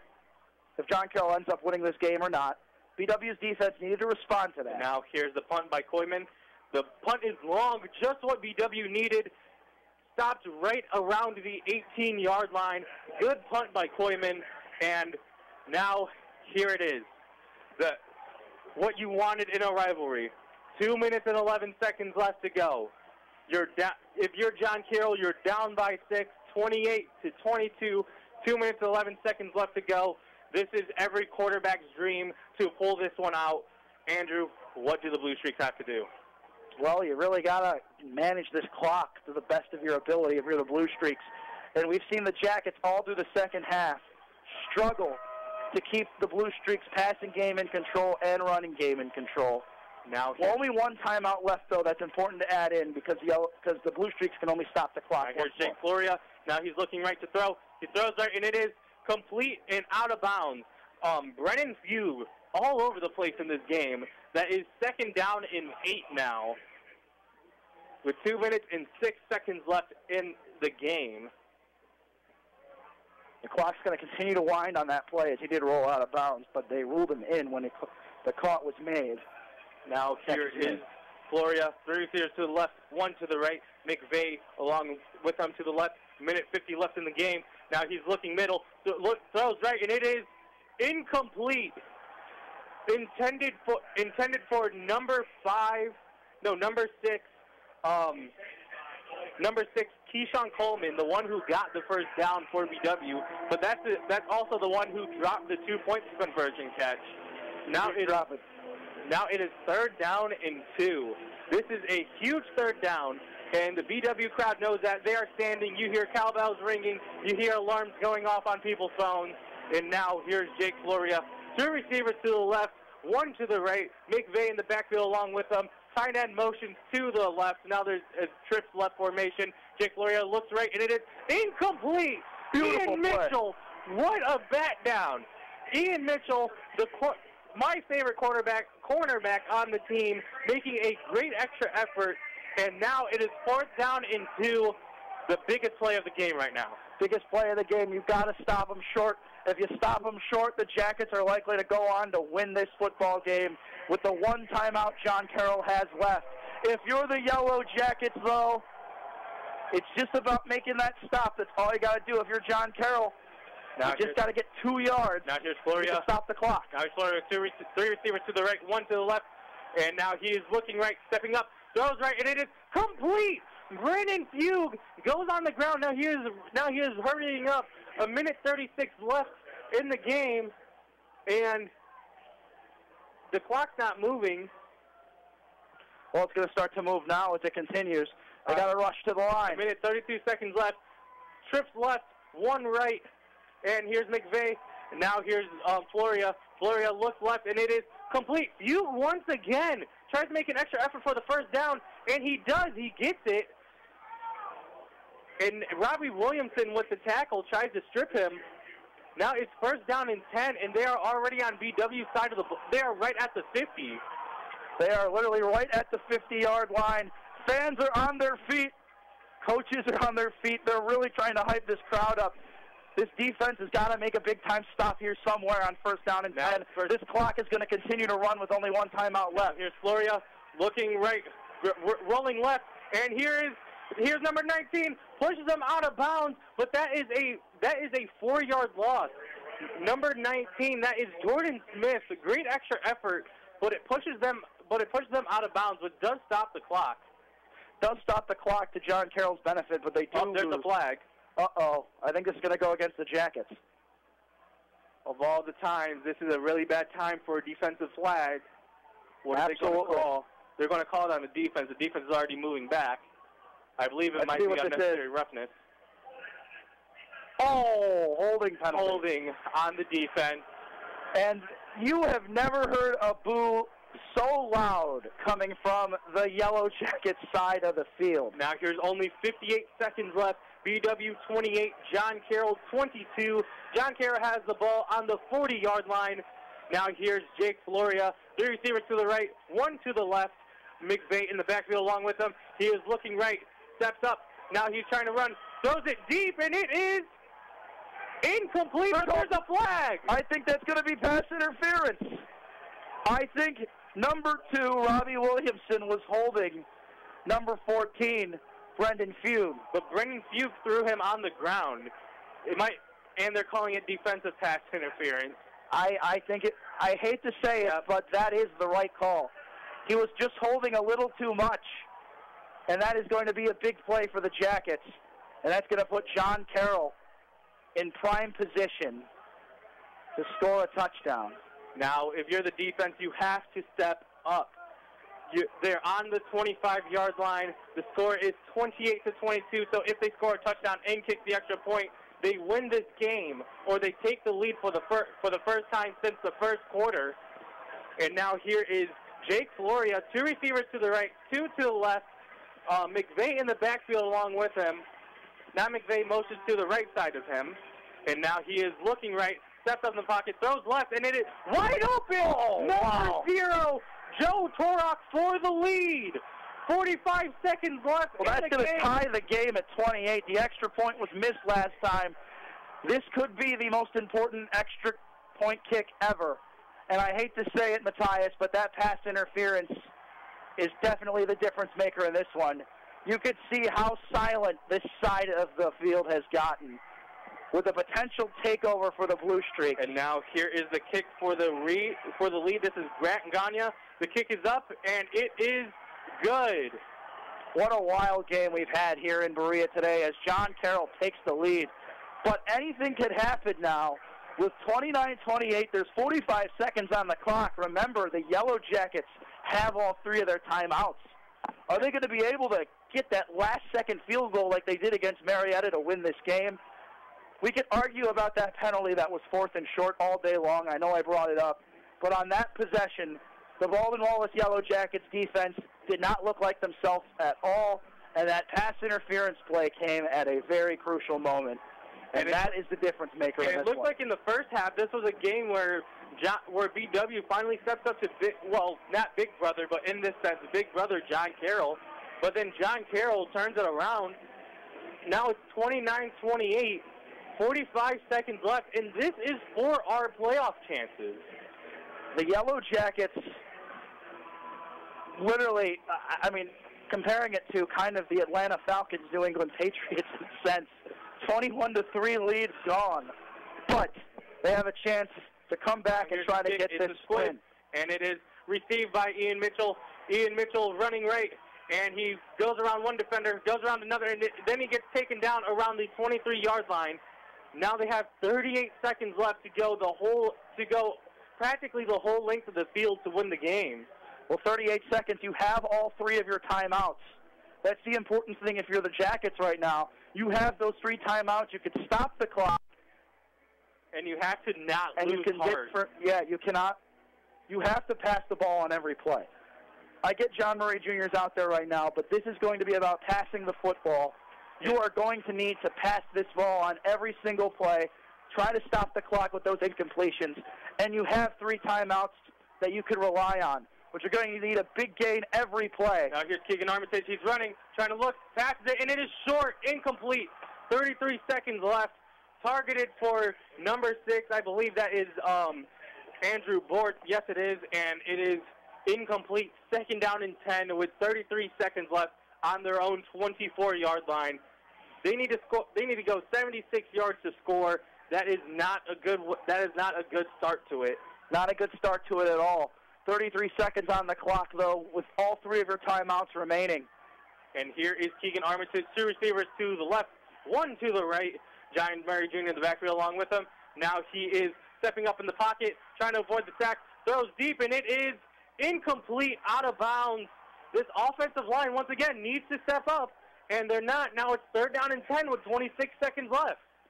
This whole crowd, with the 18-point lead they had, was ecstatic. And John Carroll, thanks to a little bit officiating, along with their own momentum, drove themselves back from that 28-10 deficit and marched all the way back downfield to take this lead with 26 seconds to go. And now you have 2 more chances now if you're the Jackets with 26 seconds, all 3 timeouts, to try to just get 1 ball downfield. And now here is Keegan Armitage, 2 receivers to the left, 1 to the right. Now he's looking deep. He's trying to find running room. He's trying to find something, throws it, and it is caught by Darius Stokes, but it's short. It is short of the first, but you call a timeout here. There's 16 seconds left, and they throw it short. Now it's 4th down and 5. It is 4th down and 5, but with 16 seconds on the clock now, I'd say you could. This has to be 4 at all. No, they reset the clock to 19. Okay. I wouldn't say it's 4 at all yet. I think you could afford 1 more play, try to get the first down and a little bit more, and then you stop the clock again, and then you have to throw it 1 more time, stop the clock, and then try to kick a long field goal. And now this is where the offensive line needs to step up. And we've said that phrase numerous times. I think that's a key thing to point out. This offensive line has not been very good for the Yellowjackets all game long. Give Keegan Armitage 3 to 5 seconds, and he's going to make a play. That's all he's going to ask for. 4th down and 5 with 19 seconds left. Trips right, 1 to the left. John Murray Jr. in the backfield along with him. And they hike it, and there's a flag.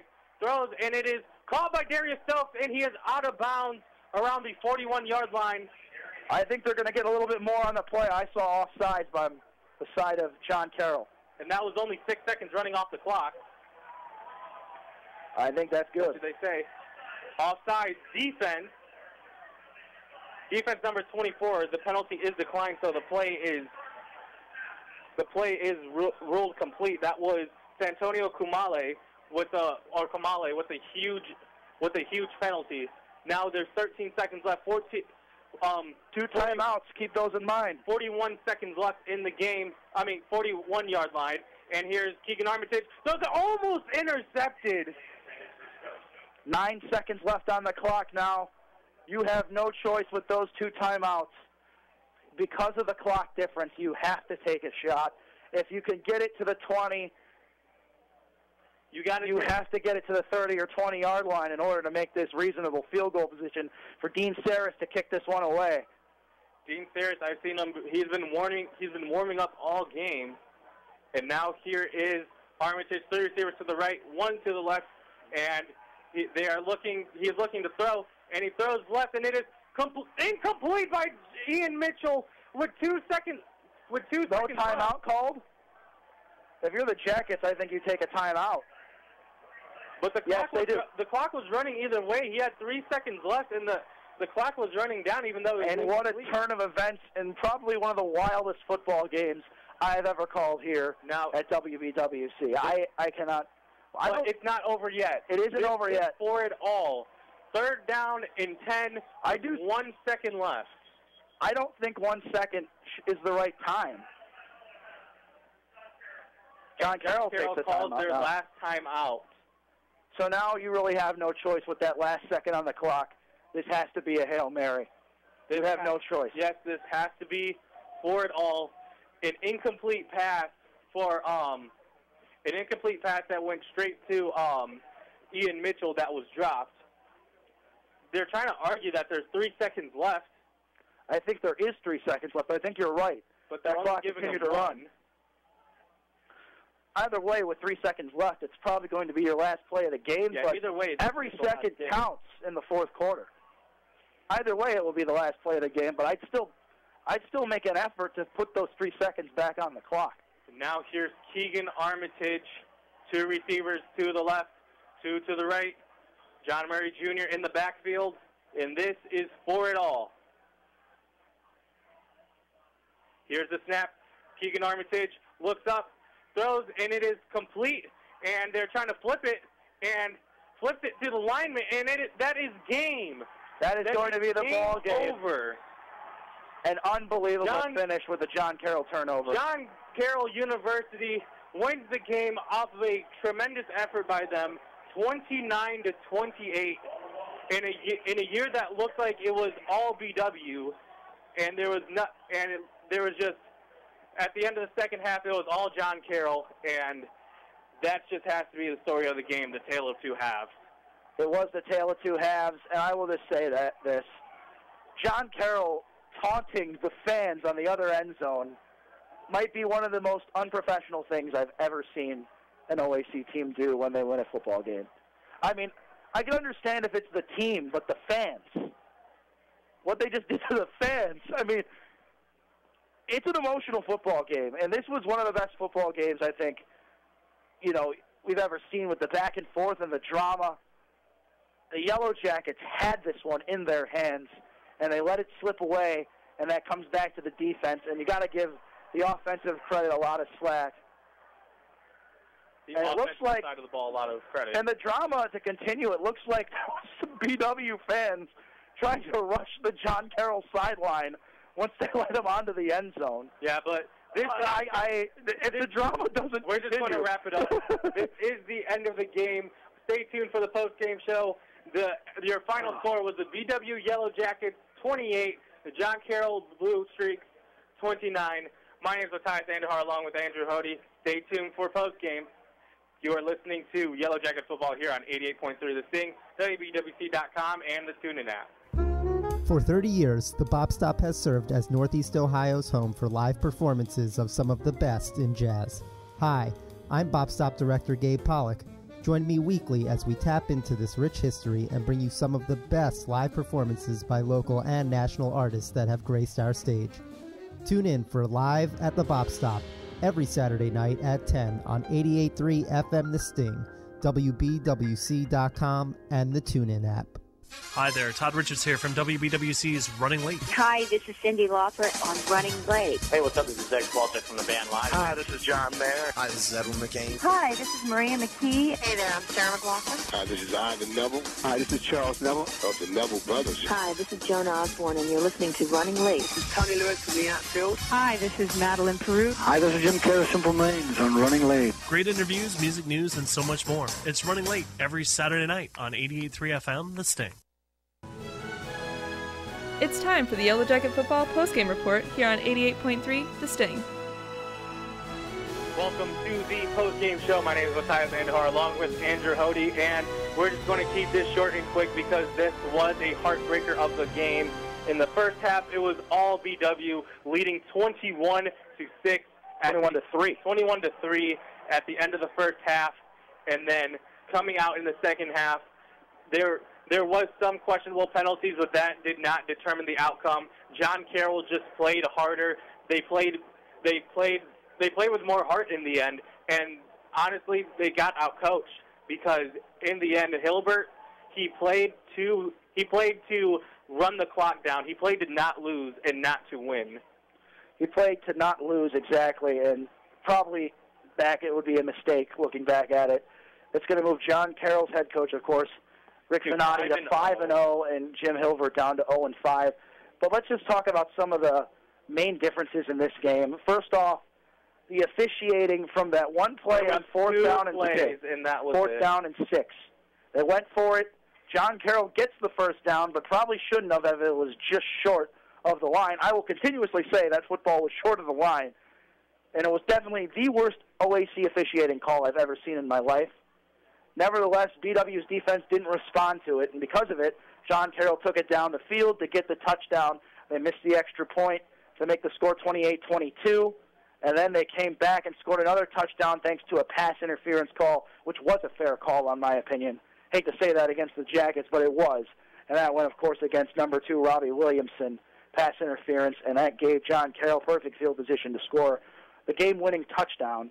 And then it came down to the Yellowjackets needing a big play with under 45 seconds really to go in the game, and they couldn't get it done. And then what took place was the John Carroll Blue Streaks, after they won, went to the other end zone, and instead of really looking at they were waving their fingers, no, like, that they're not going to get it this year. But they weren't waving them at the team, like, you usually see in football games. They were waving them at the fans. And I have never seen a college team of any kind do that. It's just,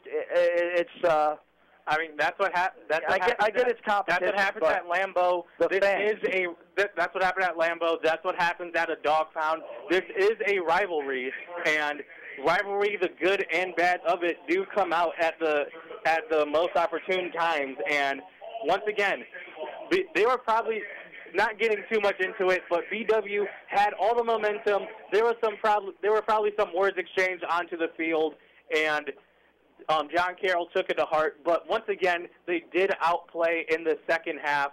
They did do what they needed to do, down 21-3, and they came back to win 28-9. Only gave up one touchdown that entire second half. We're going to wrap it up right here. Thank you for listening. My name is Matthias Andahar, along with Andrew Hody, and you were listening to Yellowjacket Football here on 88.3 FM, WBWC.com, and the TuneIn app.